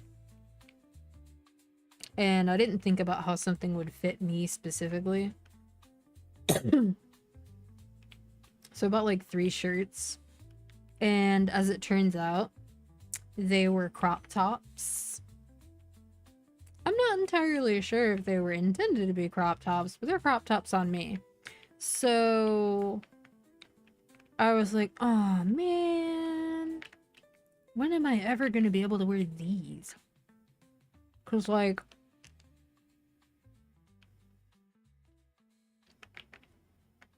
I grew up in an era where it's not like you could wear that to work. Even if you were like a bartender, you couldn't wear that to work. And like, it was considered inappropriate to wear that kind of thing into any business, even as a customer. It was not the kids section. These are way too big for kids. They're just not long. Also, I was able to shop in the kids section until high school. But only in like the boys section because their shirts are longer. And even now, like, it's so much easier to just buy a men's medium than it is to try to figure out what tailored bullshit they're doing for like Girl clothes. Kids these days are built different. It's those hormones we keep pumping into the meat. I've met like a 10-year-old who's 6 feet tall, dude. And I will admit, like, I started puberty very early, and I would have been considered like an early bloomer for maybe the first 30% to 50% of development. So I already had like inappropriate comments and stuff made in my direction by people who were way too old to be acting like that around children. Really, nobody has any business acting like that around children, regardless of age, but whatever. So I can only imagine that kids who develop even younger than I did, both boys and girls, just have to deal with so much unnecessary shit.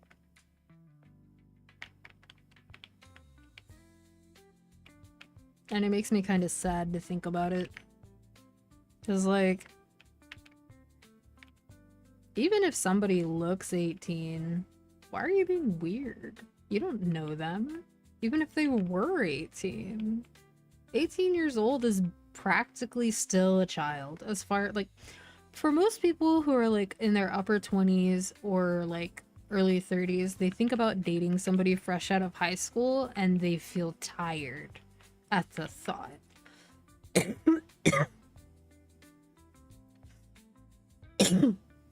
Because they're at completely different life stages.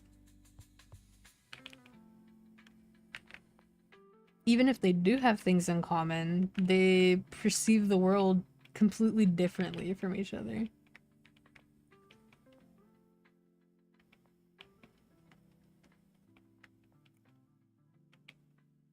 Some people draw the line even at early 20s because that's still somebody who's very much figuring themselves out and figuring out how they want to navigate the world, learning about themselves when they're not constantly under their parents' thumb and direction and guidance and all that.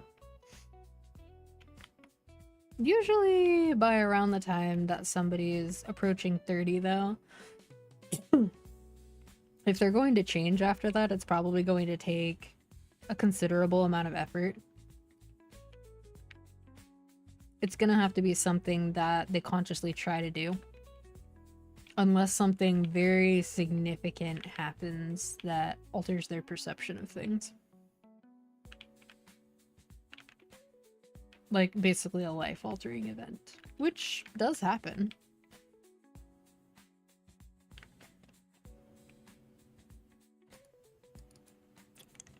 See, I realize I'm relatively close to the 274, but also I'm like... How do I put it? Lazy AF. There we go. Those damn gay frogs. Dead. It's so real. What do you mean it's a nicer number? What does that mean?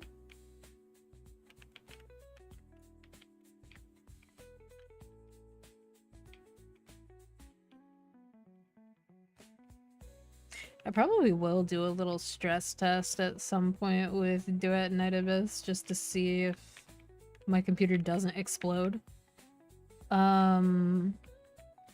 And something else I might do. So the day before the CW2 patch, Fez is hosting a movie. But I have time outside of that where I could stream the new Enshrouded update. So, we'll see. We'll see. I'll probably stream leading up to the actual update if I'm awake. And stream like a different game and then switch when CW2 comes out.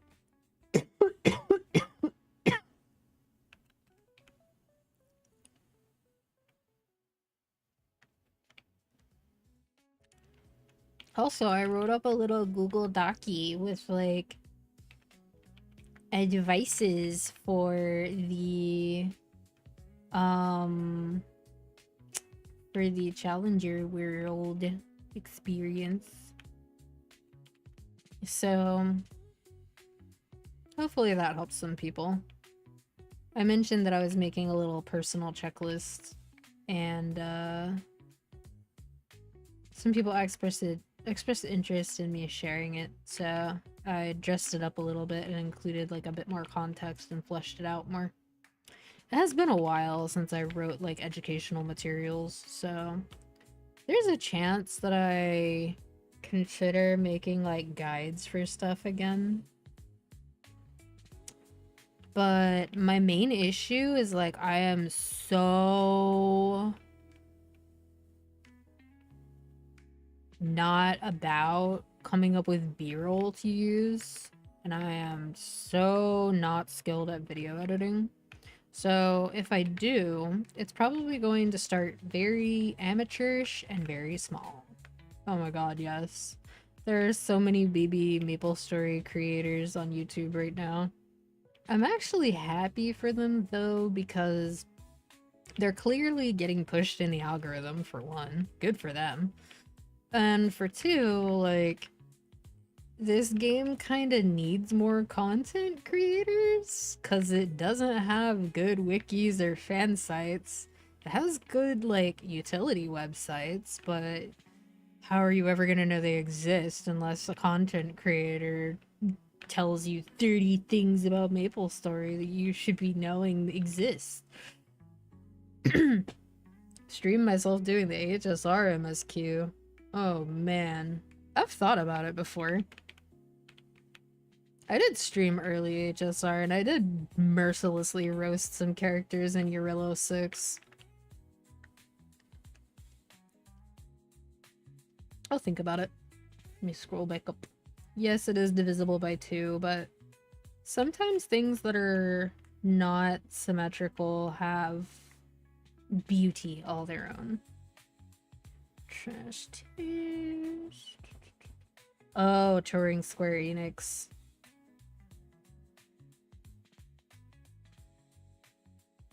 Yeah, my understanding is that the 14 team, CBU3, actually works with storyboards as well.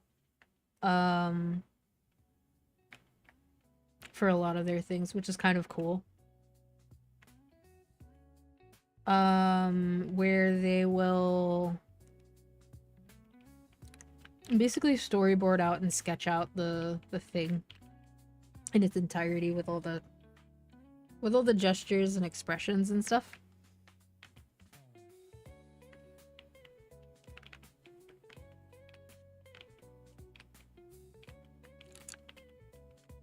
They really do put a lot of detail and effort into basically an MMO. I say basically an MMO because the MSQ is not truly... like, there's nothing about the MSQ that makes the MSQ an MMO. Like, it could easily be a standalone game. Most of it is done alone. But even if we feel like the game should have evolved more by now, it's still more effort than a lot of other single-player game developers have put into visual clarity and visual storytelling, so it can always be better. But we're not dealing with literal slop either. They do put effort in. It's just that they don't always understand what the players actually want, which could easily be rectified by having clear and functional communication channels, but Square Enix is too busy pumping all that sweet, sweet FF14 money into doomed mobile games that missed the boat on whatever their monetization model is, and trying to bounce back from the previous CEO's unhealthy obsession with NFTs.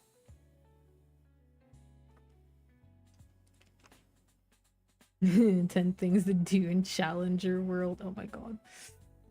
There are so many clickbait titles. I was actually thinking about this earlier. Like, when we're little kids, we see things pretty cut and dry. Like, we're not emotionally developed yet, so everything is either the best or the worst. But, you know, like, when we grow up, we're supposed to develop a more refined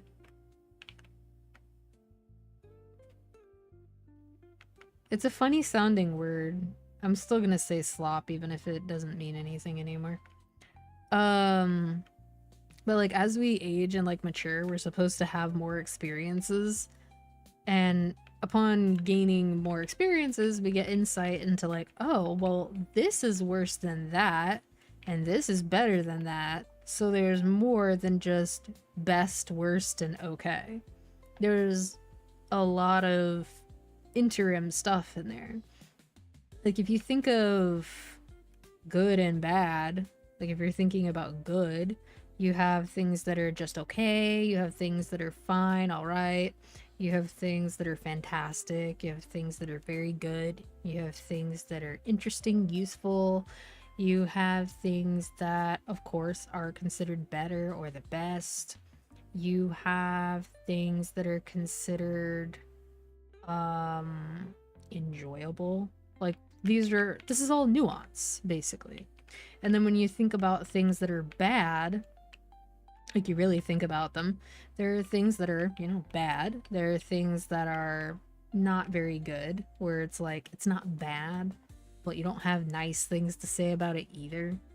There's things that are awful, there's things that are difficult or useless or obtuse or in the way, things that are worse.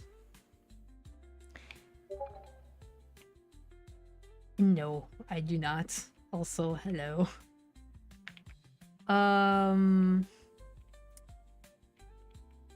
This like nuance is something that obviously we see less now in pretty much every type of interaction, but especially like online. And I was thinking search engine optimization might actually have something to do with it.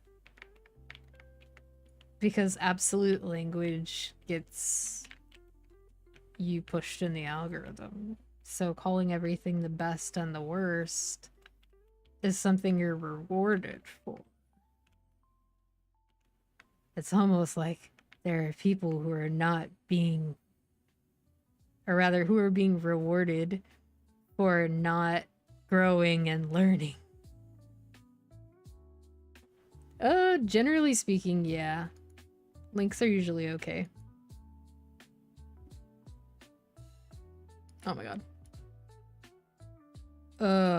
It's gonna open Zen instead of Firefox. That's gonna be slow.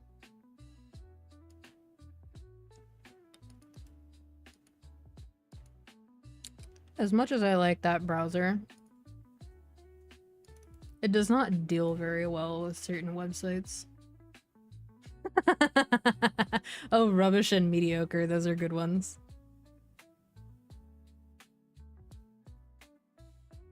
Abysmal, terrible, brilliant, incredible, yeah. That's the thing. If we get creative with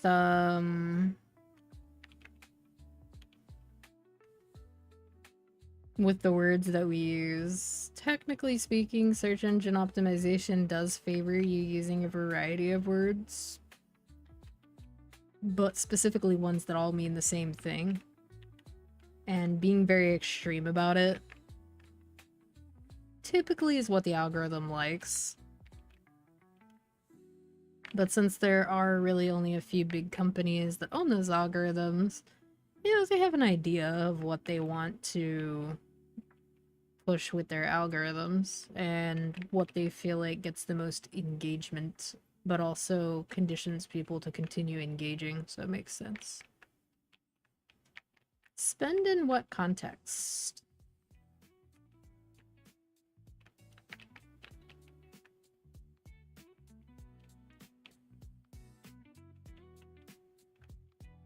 Maplestory?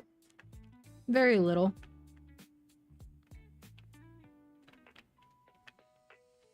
It's probably been years since the last time I bought anything cosmetic in Maple.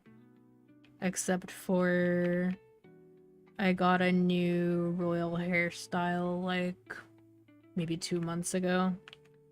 After not doing so for like 4 years. And then every now and then, I've had to re-buy like pet skills. Because you can buy a pet for reward points, but you can't buy the pet skills for reward points. So if you want auto pot or if you want auto buff, you have to pay for it.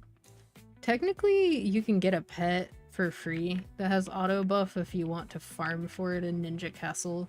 So I guess it's really just auto pot and like the range and movement speed increases for the pet. Either way, it's less than 15 bucks per pet if you wanted to get every single pet skill. But you don't really need all of them.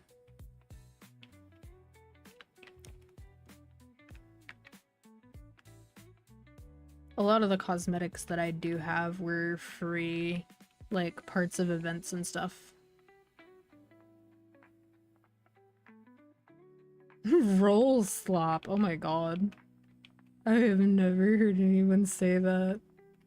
Blessed be that I do not hang out in the dark reaches of the internet that coincide with this discourse. I do enjoy ideas too, though. They are slop. They're janky and they're sloppy, but they're so much fun. That reminds me. A very considerable amount of time ago,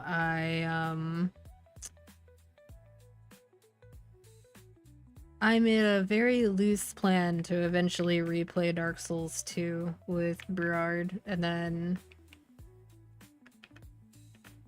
we both had real life happen. And then I haven't looked at DS2 in forever now. I have played through it, but I have never played vanilla DS2. I have played through Scholar, but I waited and waited and waited until finally there was a time when all of the DLC and DS2 were all on sale for peanuts, which for some fucking reason wasn't very common. It would usually be one or the other, but not both. So I bought it and I was like, alright, finally I can play vanilla and see why people shit on Scholar of the First Sin so much and call it horde slop. That's not what they said, but that's what they meant. Yeah. I mean, I wouldn't say that Souls games are bad. Even with the jank, they're still well made. So much so that it was actually really hard for people to make successful Souls-like clones, basically. And like, people said that Salt and Sanctuary was a 2D Souls clone. I do not feel like that's true. Like, clearly the inspiration is there, but Souls games are kind of about what it feels like to play the game, in my opinion. That and atmosphere. And I just don't feel like that was the same at all. But there have been other games since then that have embodied that just fine. But it took a while to get there, you know? People do say whatever bullshit comes to mind without consequences, and they learned it from their parents. Forgot what I was gonna do in this menu. I guess I can level this. I did it. I'm 274 and I leveled a skill. Regression.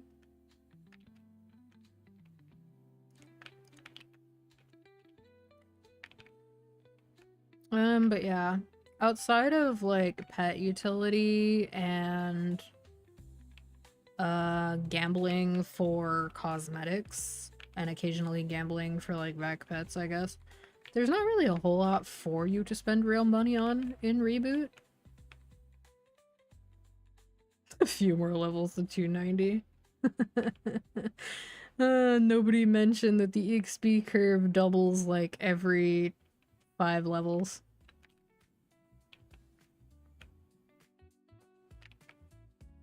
It is the worst Souls game.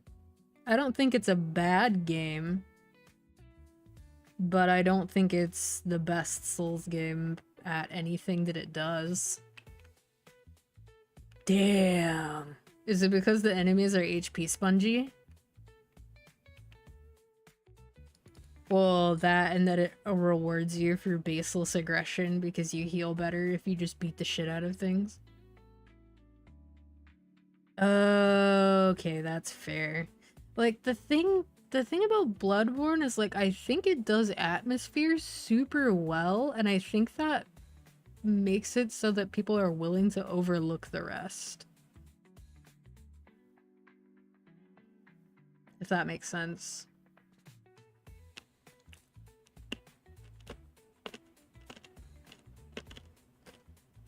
But, okay. I'll humor you about DS3. I think DS3 actually has really good dodges, even though they're basically ripped out of Bloodborne. I think it feels really good for that game, and if you put DS1 or DS2 dodging in DS3, it would feel wrong. And I also think that some of the bosses in DS3 are pretty good. Where I have the biggest issue is that DS3 feels wholly unrewarding to replay because it is extremely linear. The only real difference between playthroughs is if you decide to use a different build, but you could have just done that on the same character forehead. Because respecking exists, and I think respecking should exist, for what it's worth.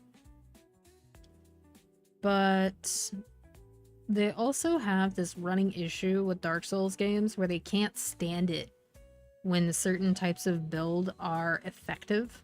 And so they nerf them, and then people just play the games the exact same way that they've always played them before. It's disappointing. So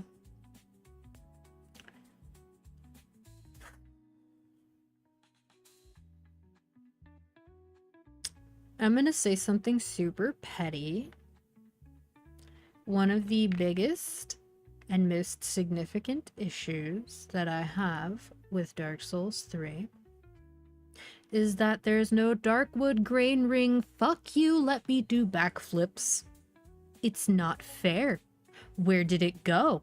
Bring it the fuck back. Sometimes it's not even like super broken. Like, I don't think magic needed to be in a situation in DS3 where you can't really access the good shit, like the mid-game good shit, without killing Emma early or waiting until you are supposed to kill the dancer organically. And I also think it's bullshit that that's one of like 2 decisions that you get to make about how you progress through the game. It's very annoying. Yes, they fucking are, and how dare they. Another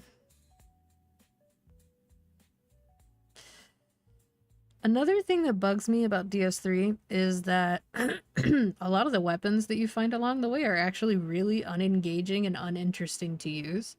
So depending on what you ended up starting with, you might actually end up using the same fucking weapon for like 90% of the game, and that's pretty lame.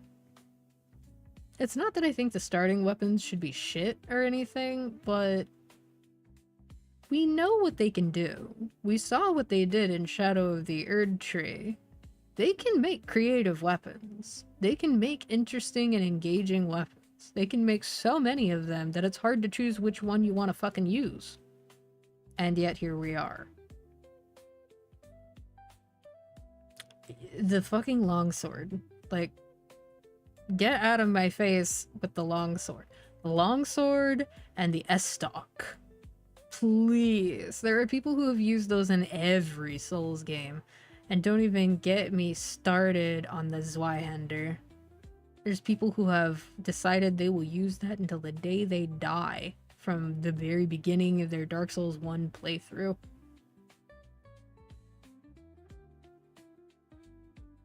Honestly, I didn't really see the Dark Sword as often as I felt like I would, considering how good it is. Like, how actually strong that weapon is. And if they had taken the time to balance DS3 a little better and create more space for build diversity, I think that would have been fine. But somehow they expanded the number of rings you could equip, which should theoretically make your builds more tailored, and yet the build variety is lacking.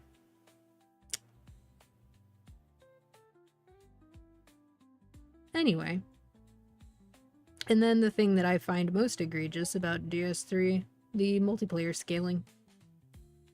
Even if you don't use password matchmaking and you just match up with somebody who is roughly the same level as you, if you are the Phantom, your HP goes down way more than just like your unembered HP. It's to the point where if you're not playing a particularly tanky build, you might just be a one-shot when you hang out in other people's worlds. Instead of being like a 3-shot like you would be in your own. It's atrocious.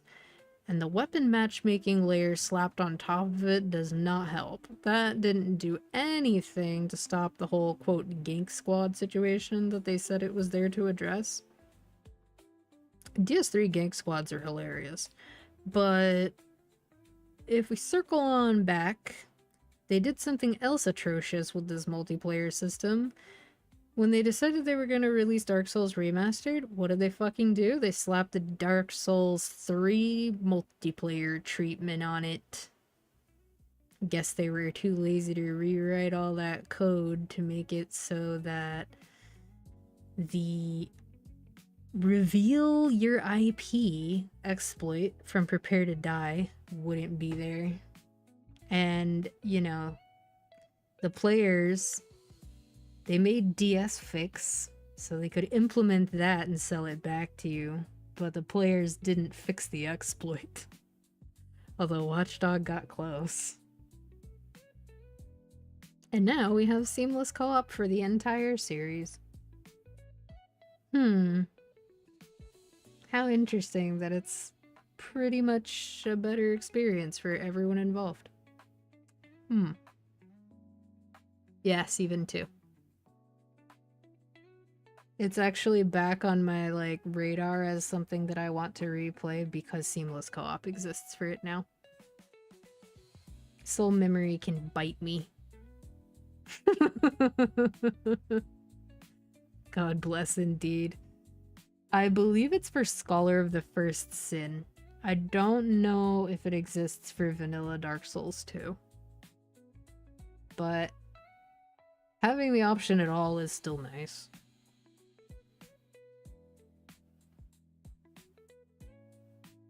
I can probably figure that out.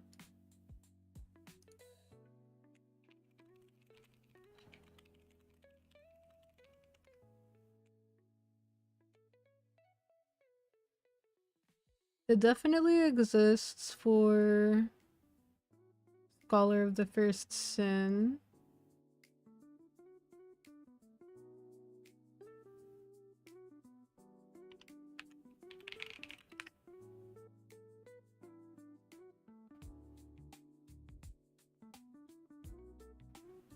And vanilla does not.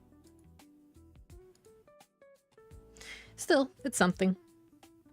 It was the last one to get it, though.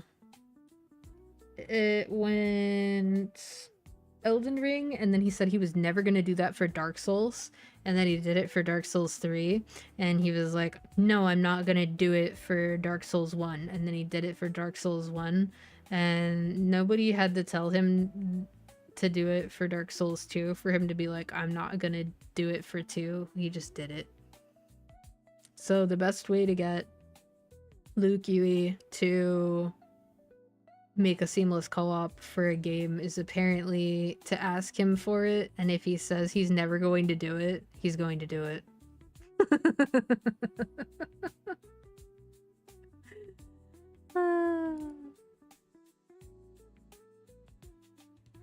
Honestly, though, I think seamless co-op is a valid way for people to play the games for the first time, even. I think it can alleviate a lot of potential pain points that people who might have hesitated to play the games solo might have with experiencing them. I agree. I think that the Shadow of the Erdtree editions were really good. The new weapon types were super fun to play with. The new bosses were also really good. Elden Ring actually has a lot of good bosses. Not the dragons, though. Fuck the dragons. Those are awful. They have too much HP. They fly around. They're annoying as fuck. Except for Grey Roll, but if you don't feel bad killing Grey Roll for the free 5 levels at the beginning of the game, you have no heart. But also, if you do that without using a bleed weapon, holy shit, dude. Why you do that to yourself? She does. And yet there we are. Gotta kill all the dragons. Yeah, it's like immediately minus 20 alignment right from the start of the game. Especially if you also kill some of her babies in front of her because they got in the way of you killing her. Just the worst.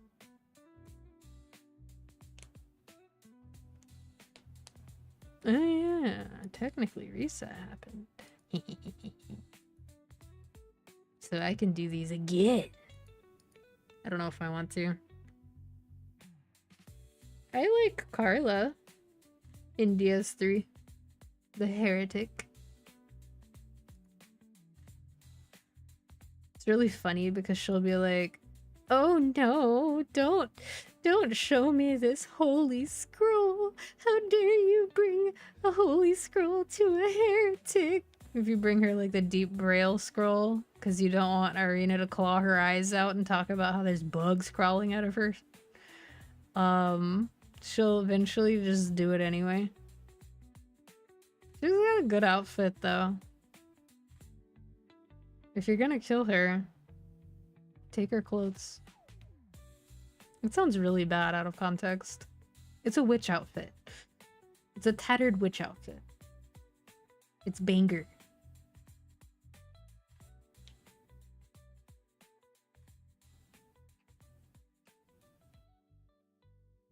Big hat is the best aesthetic FromSoft has introduced.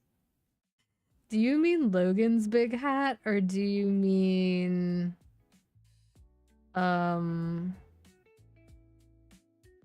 Ronnie's big hat? Her Snow Witch outfit is also very top tier. Although, of course, the player character is barefoot when wearing it because Miyazaki loves his feet. But her outfit is good though. Yeah, all the Siegs are great NPCs. I feel bad that that character arc of the first Sieg, the first Onion Knight, is basically if you help him too much, then he eventually loses his sense of purpose and he goes cray cray.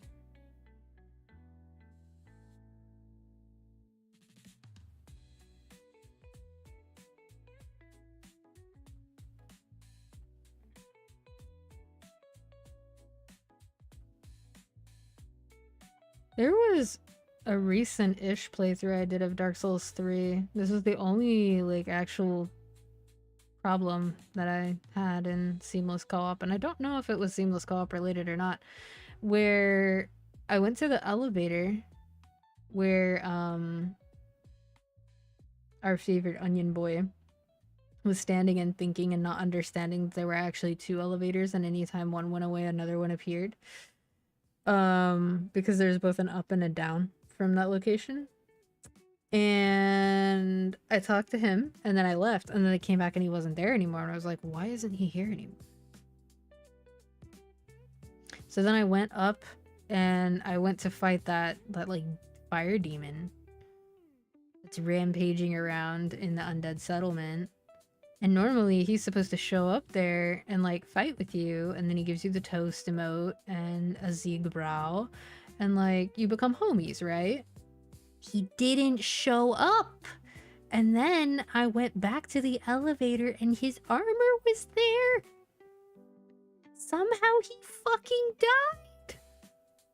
I still don't know how that happened. I have never experienced that. As janky as Souls games are, I have never experienced that before. But on the note of Elden Ring and cool design decisions, the backhand blades are hilarious, and the sword that's made out of stars is pretty cool.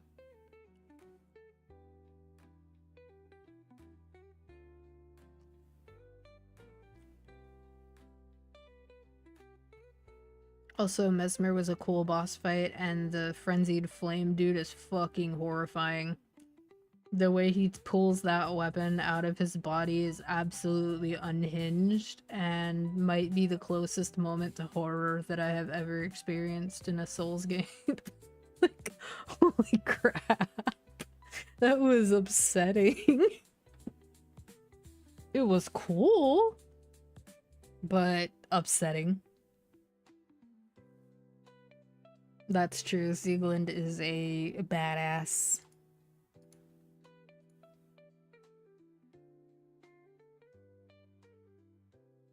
Certified BAMF.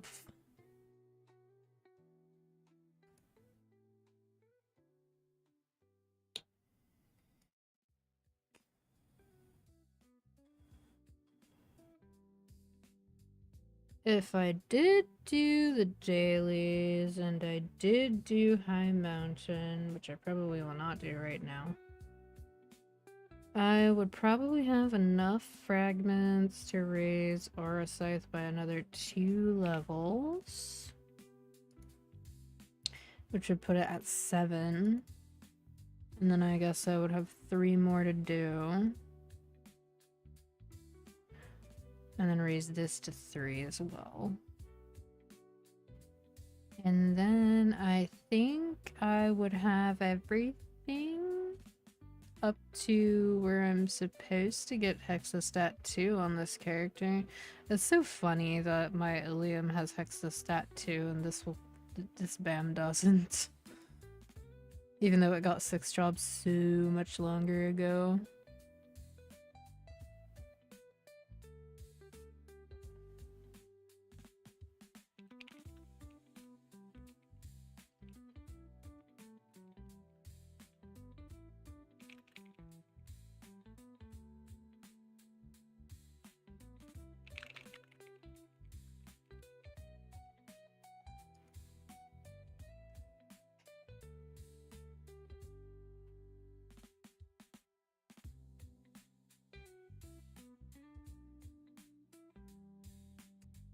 I got distracted. Where BAM cord. There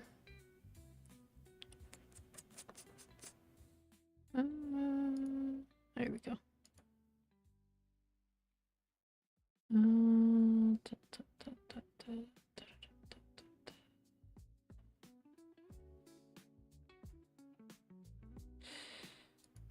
Yeah, that's level 9. Those are both level 19. I'm working on getting that to 10. And that's level 9.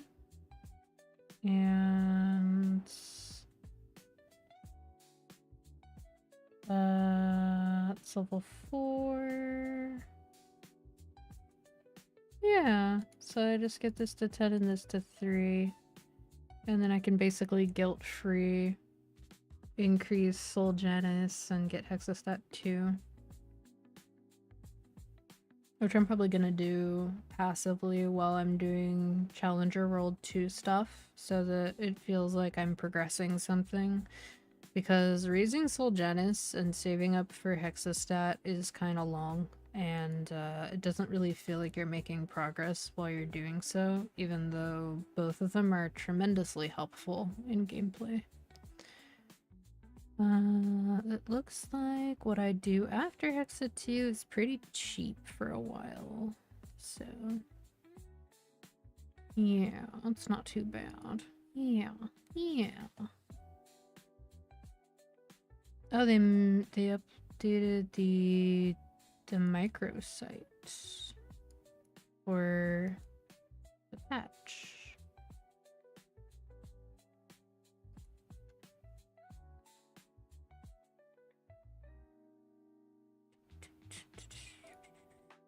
Let me open that and see what we have here. Teaser website. There's a trailer. Quality of life improvements. Learn more. Oh, ooh. The way that this is set up is both high effort and slightly annoying, because my tendency is I want to middle click things to open them in other tabs. But what happens with this is like it does like a screen transition and yeets over to the thing, and middle clicking doesn't actually open it in a new tab. It just functions like a left click. That feels weird. Alright, quality of life improvements arrives on November 12th UTC. Quality of life improvements for all Maplers. Level 3 link skills. Max level increase, get level 3 link skills for any job in maplestory. We knew that already, but there's not any numbers provided, so it's just kind of a guess on how, like, whether or not raising them to level 3 is going to be consistent with the difference between level 1 and 2. Boss accessory shards. Defeat bosses and exchange earned shards for complete powerful high-level equipment. That's pitched pity. Restore destroyed equipment. Gather materials through hunting that can help restore destroyed equipment. That's the soul core stuff that they showed / talked about with MapleCon. Restore equipment missions. That one is doing bosses to restore your equipment. You know, doesn't this mean that we're not getting the same 30 stars update as Camus? Because they made it so that you downgrade if you fail, but you don't boom. If I recall correctly. So that makes me wonder what their rates are gonna be.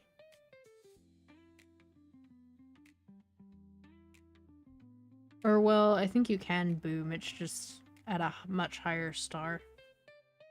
I'd have to look again.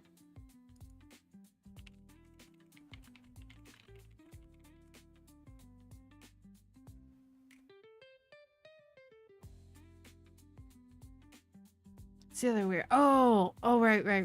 I remember now. It doesn't downgrade, but it has a higher chance to boom. That makes more sense. I got it backwards.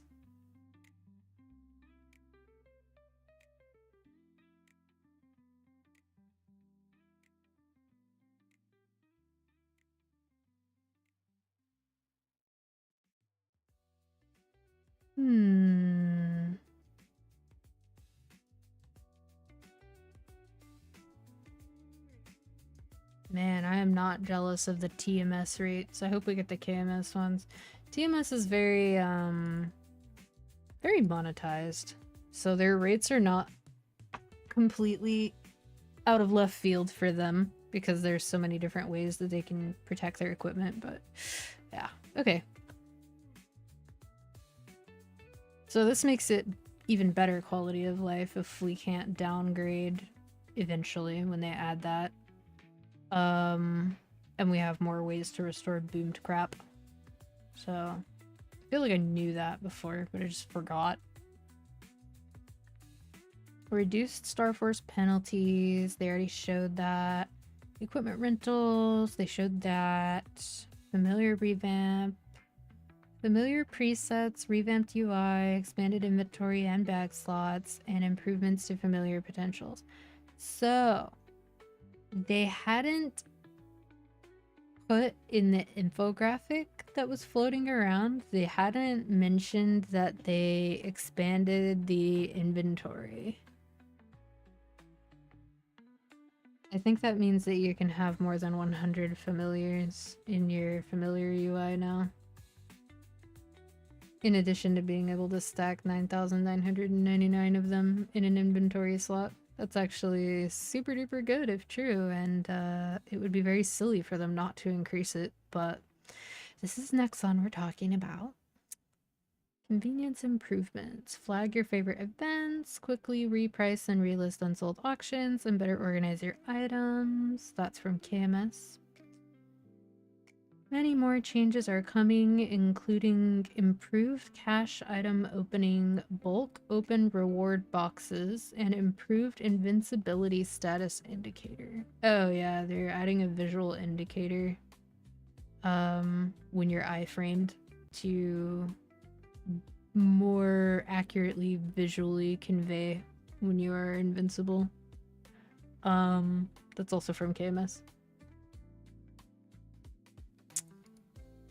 Ren. I still think it's funny that people really thought it was gonna be Len. Like, just because they called Gloomy Aura for Bam in the Ascent trailer Groomy Aura, because R and L get localized kind of funny when it's Korean, because they're essentially the same jamo. Like, it's very silly that people didn't make the connection that it was supposed to be Gloomy. And with Ren, like, we should have known that in GMS they would do Ren and not Len, because there's Lin, and those already sound way too alike. That would just be confusing, you know? Anyway. Let's see. Warrior, Strength, Sword, Imugi Gem. Wield the power of the Plum Blossom Sword and unleash the mystical might of the Imugi with the Imugi Spirit Sword. When these unique energies unite, Ren unleashes final skills such as the Almighty Rising Azure Dragon Divided Heavens. Note, Ren can also participate in the Blazing Start events, including Hyper Burning Max, Item Burning, and Challenger World. And they put some videos. What the heck? They have a little thing called Try Out Ren? Is this a little web thing? That's actually super high effort. Huh. I can't say they don't put effort into their marketing, because I know they do. Let's see. What else do we have here? Just close that. Ren story for the next few months. That's true.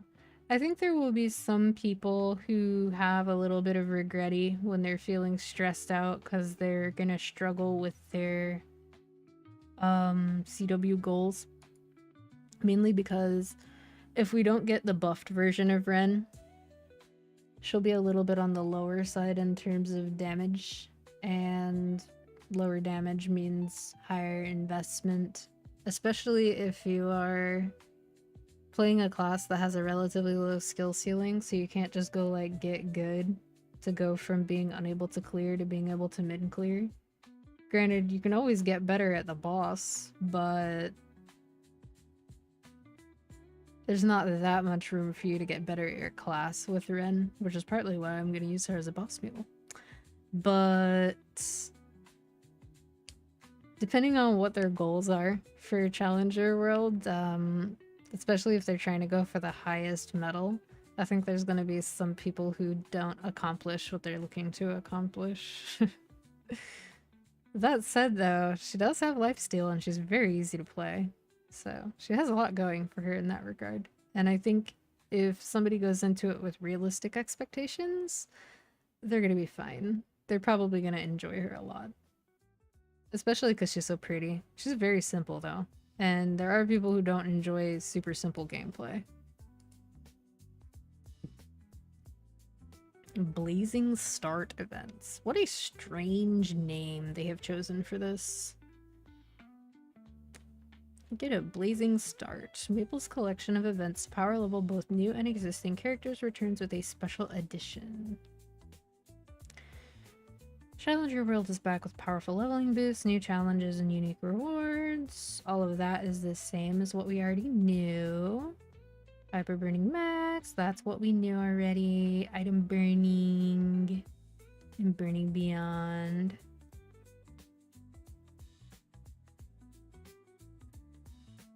Oh man, I wish the arcane hat was worth using for mages. It's so cute. The arcane hat and the overall, like the whole arcane outfit is cute, but we literally don't use any of the parts that look good except for the cape.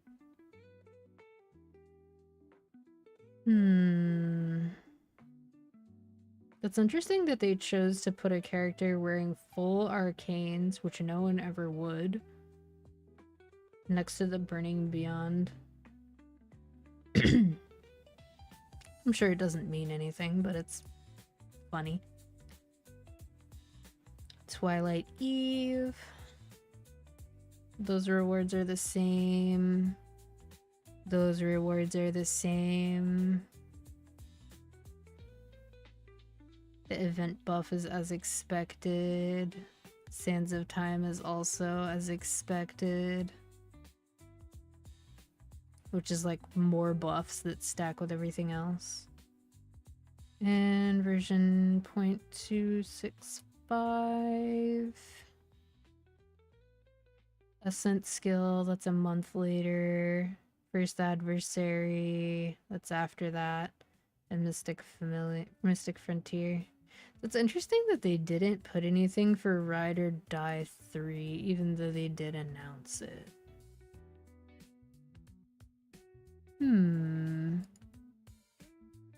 Alright. So there wasn't much confirmation of anything. And interestingly, they did not mention the Challenger's Pass, which we already know we're getting. Because they said so at MapleCon and it's literally on the roadmap that they released. And we also, there's nothing there for Genesis Pass, but because they also didn't mention anything about CW Pass, I don't think that's necessarily an indicator that we won't get it. No mention of Universal Cash Shop, but I really do think that they're going to stealth drop that in whatever patch it comes in, if they're going to drop it at all. Because they're going to want people to not make decisions based on that existing.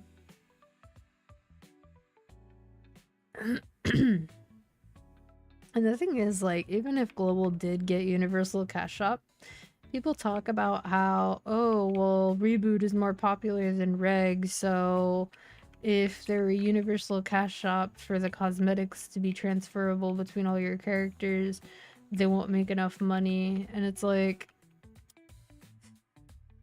so I hear you, but also, do you know how many people want to dress up literally all of their characters? And keep in mind, Global doesn't usually outright let you buy the items that you want. They make you do RNG Gamba for hairstyles, faces, certain pets. And there's different types of Gamba and different layers of Gamba for cosmetics as well.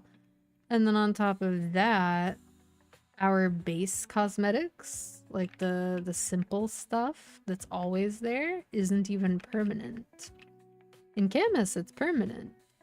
So if there's one of those older pieces that you like having, you still have to buy it every 90 days. This is a game where you made an account, not a character. So, I mean, like, to put it in perspective, this is 5 pages of characters that people can dress up and play around with.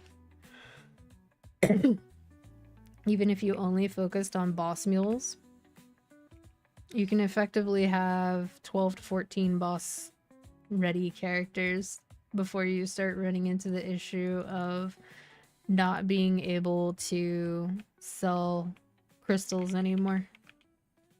So, just to put that in perspective, I don't really think they'll be running out of money anytime soon just by virtue of having Universal Cash Shop. Also, there's still going to be people who buy like 3 vac pets. There's even probably still going to be people who buy extra vac pets because they have money to spare. They want different slash like alternate aesthetics for pets on different characters, and they also don't want to have to constantly transfer their pets and cash up every time they change characters.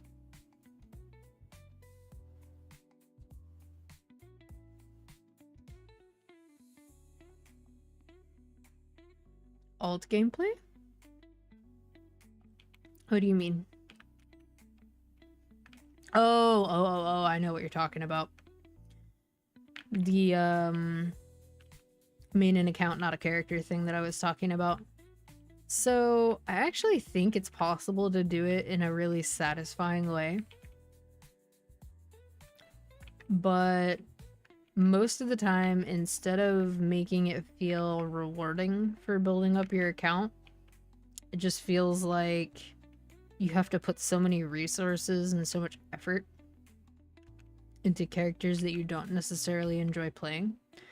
Maple has basically gone in the direction of gradually making it so you have to play your alts less and less in terms of using them to get Legion and Artifact and all that. With the exception of the Legion champion system, which does, if you want to interact with it, it does reward you for playing up to 6 characters at high spec, but it is a very trivial gain. You don't really do the Legion champion system for the gains, you do it because you wanted to play multiple characters to begin with, basically. But if you look at a game like Lost Ark, for example, or DNF, for DNF, it was basically to circumvent the stamina system, which that wasn't particularly fun to have to deal with. And like Lost Ark, if you're making new characters off event, it feels really bad. So then your ability to progress in terms of powering up an account is gated by accessibility to these events.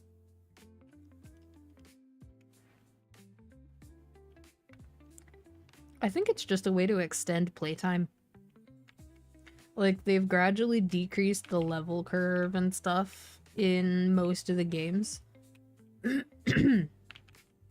And they're really into time gating for like gear and stuff, but they have to give you something to do while you're waiting for the things that are time gated. They gotta hook you. You gotta always have ways to be building power. So it's in a way it's getting you to stay on the game longer because they've always wanted concurrent user numbers, which is why they had so many AFK events in the past. But it also is just like non-linear progression in a way, like horizontal progression. In some ways, it's kind of smart, and in other ways, it's kind of crazy how it even got here. So when they added like the first link skills, we had no idea it was gonna be like this. If you go back far enough, the very first like concept of a link skill was the Empress Spirit skill. And you would actually link a Cygnus Knight character to another character. Like they would be bound. And this buff here, both of these, the Cygnus Knight would have this one based on the character that is not a Cygnus Knight. And then the non-Cygnus Knight would have this.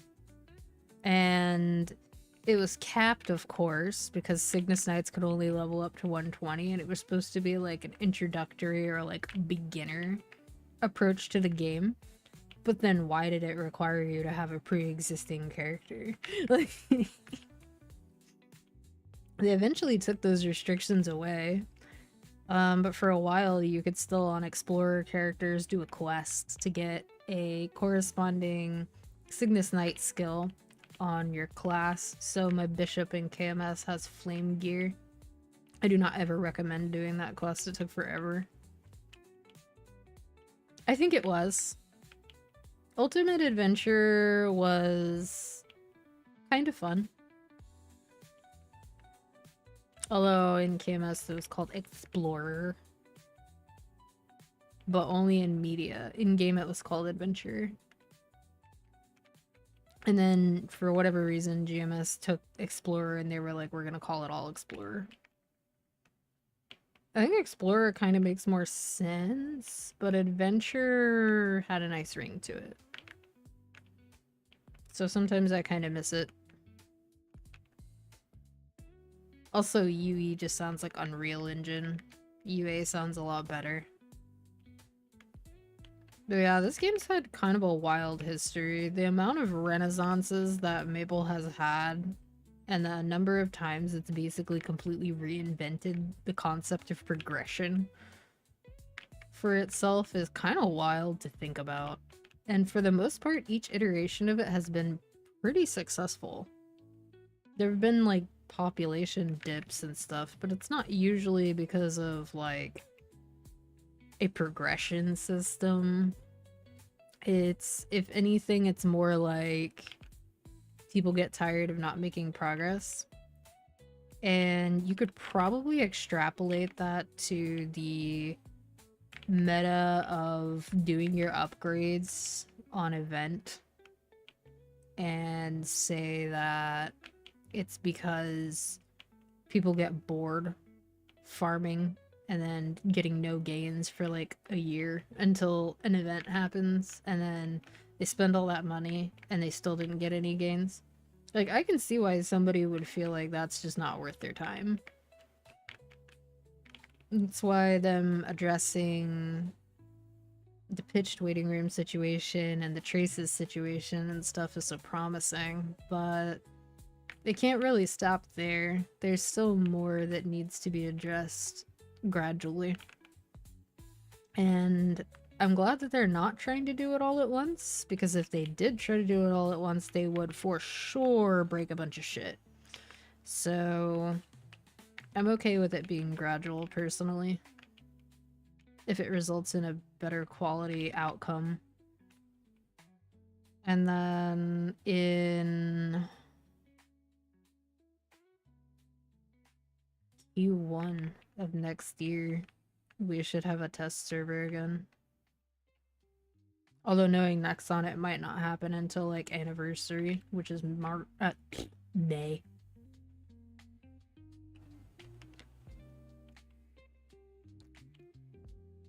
Speaking of which, even though Challenger World is 5 months, you know, there's actually something that I haven't seen any of those Challenger World video makers actually address. And it's that your event buffs only last 3 months. So if you're going to want to push bosses in Challenger World, not only are you going to lose a huge amount of your damage after 3 months, but then a bunch of people are going to world leap off around that time because they're not going to like how that feels and they're just going to be like, whatever, I'm done, peace out. And then it becomes difficult to maintain guild skills. That happened in Challenger World 1 because no Night Troop. But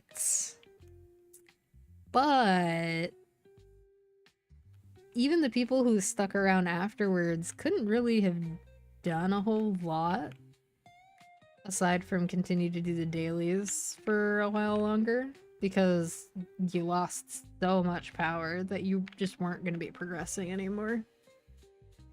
Now, with CW2, there is the possibility of not losing damage when replacing pieces of the Challenger's gear. And to some extent that will help because that will be damage that you are actually able to commit to, whereas in Challenger World 1, breaking the set was...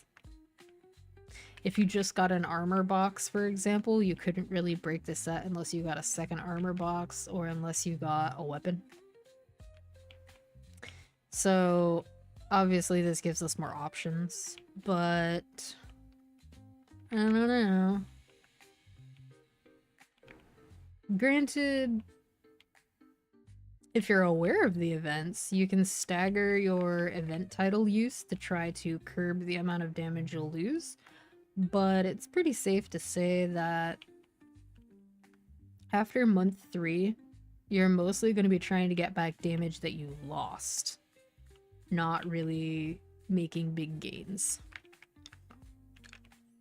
The exception to the rule is if somebody liberates after that, but that's just because liberation is such a big boost.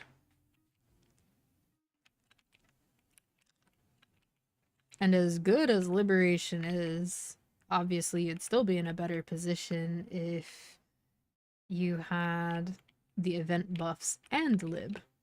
So that's probably going to motivate a significant number of people to buy the Genesis Pass if they do release it, because they're going to look at it and be like, well, if it's going to take me 3 to 4 months to lib and the event rewards go away in 3 months, I'd much rather lib in a month. That way you actually have time to clear your bosses, so... Yeah. It sure is something to think about. And I think it's really interesting that not a single person mentioned it. I've watched several videos. Or at least skimmed them, and I haven't actually seen anybody mention that. It was super, super significant too. And with CW2, there should be multiple world leaps. KMS had like 5. So it's very possible that the population by month 3 might be dipping by a lot. Because people do start to feel kind of isolated playing on the other world.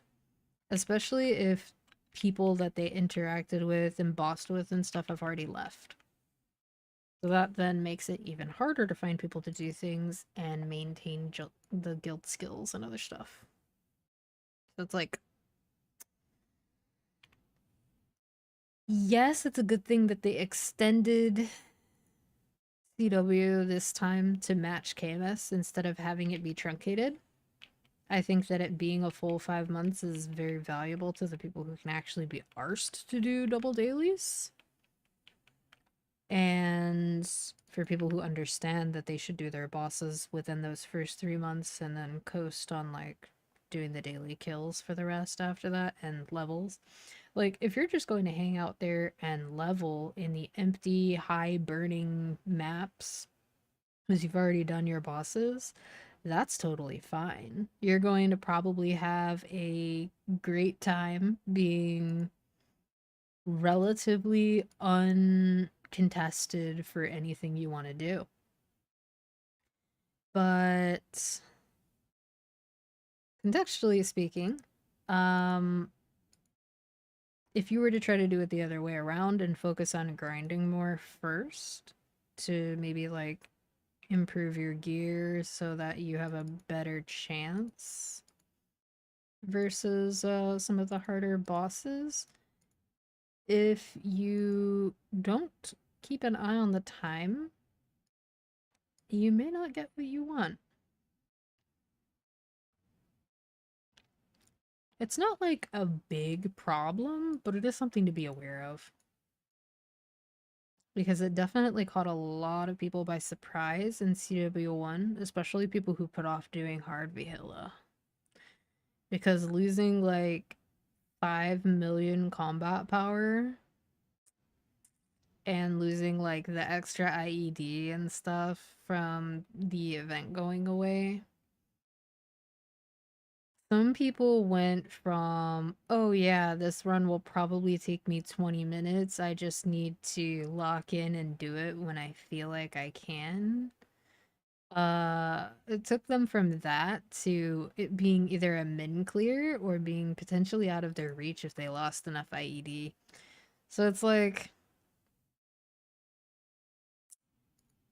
it's understandable that people would have been caught off guard, especially because it was the first time that we've ever had access to something like that as heroic players. But even more than that, like we didn't really have any reason to believe initially that they were going to botch Night Troop and then have to not allow it. So it is what it is, but if you look at the KMS event schedule, there's really not another event to take the place of Twilight Eve once it goes away. So it's not a matter of, oh, one event goes away and then our event buff starts over again at low, but it'll go back up. It's not like that. Unless they announce some really compelling January/February event, March maybe. Um, that's kind of it.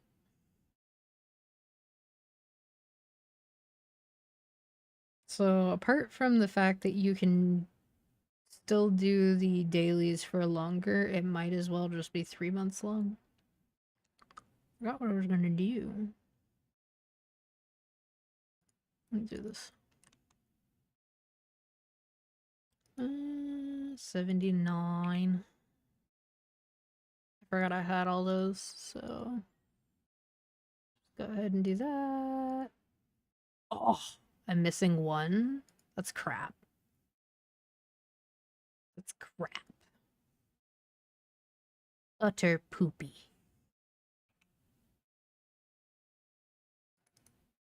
Do I want to go do that though?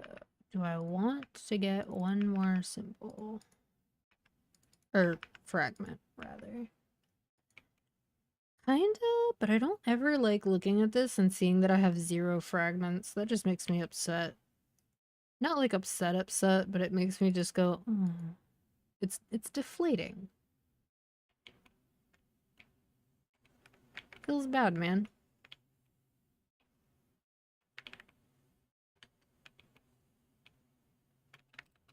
I probably should do my high mountain embossing. Actually,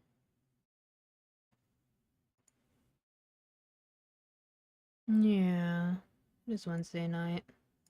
I'll do it later. I have plenty of time now. Hee hee. Oh yeah. This upcoming patch, they didn't mention it, but I don't see any reason why it won't be the case. Cooldown reset room for bosses and also damn,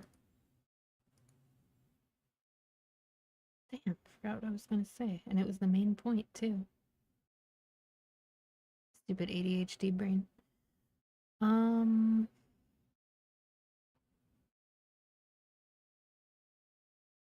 It was a quality of life thing that KMS has.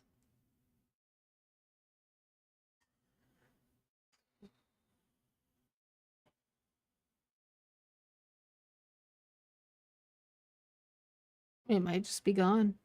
Maybe it'll come back to me.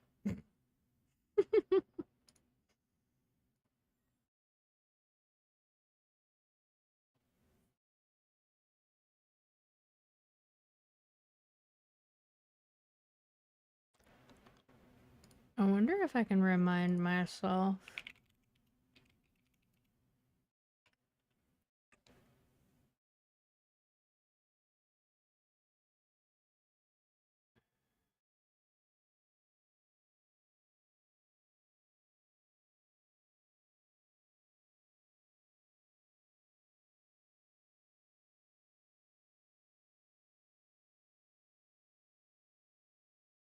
Oh, right.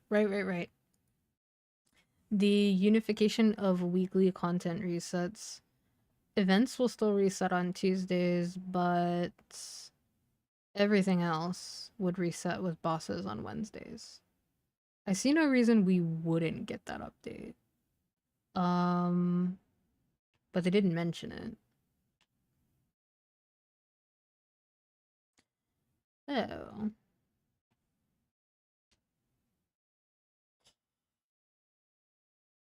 There's lots of little stuff like that that KMS has been trying to do to modernize the game more. A lot of it is good, although the current job changes are pretty controversial. Anyway, we'll find out in like a week.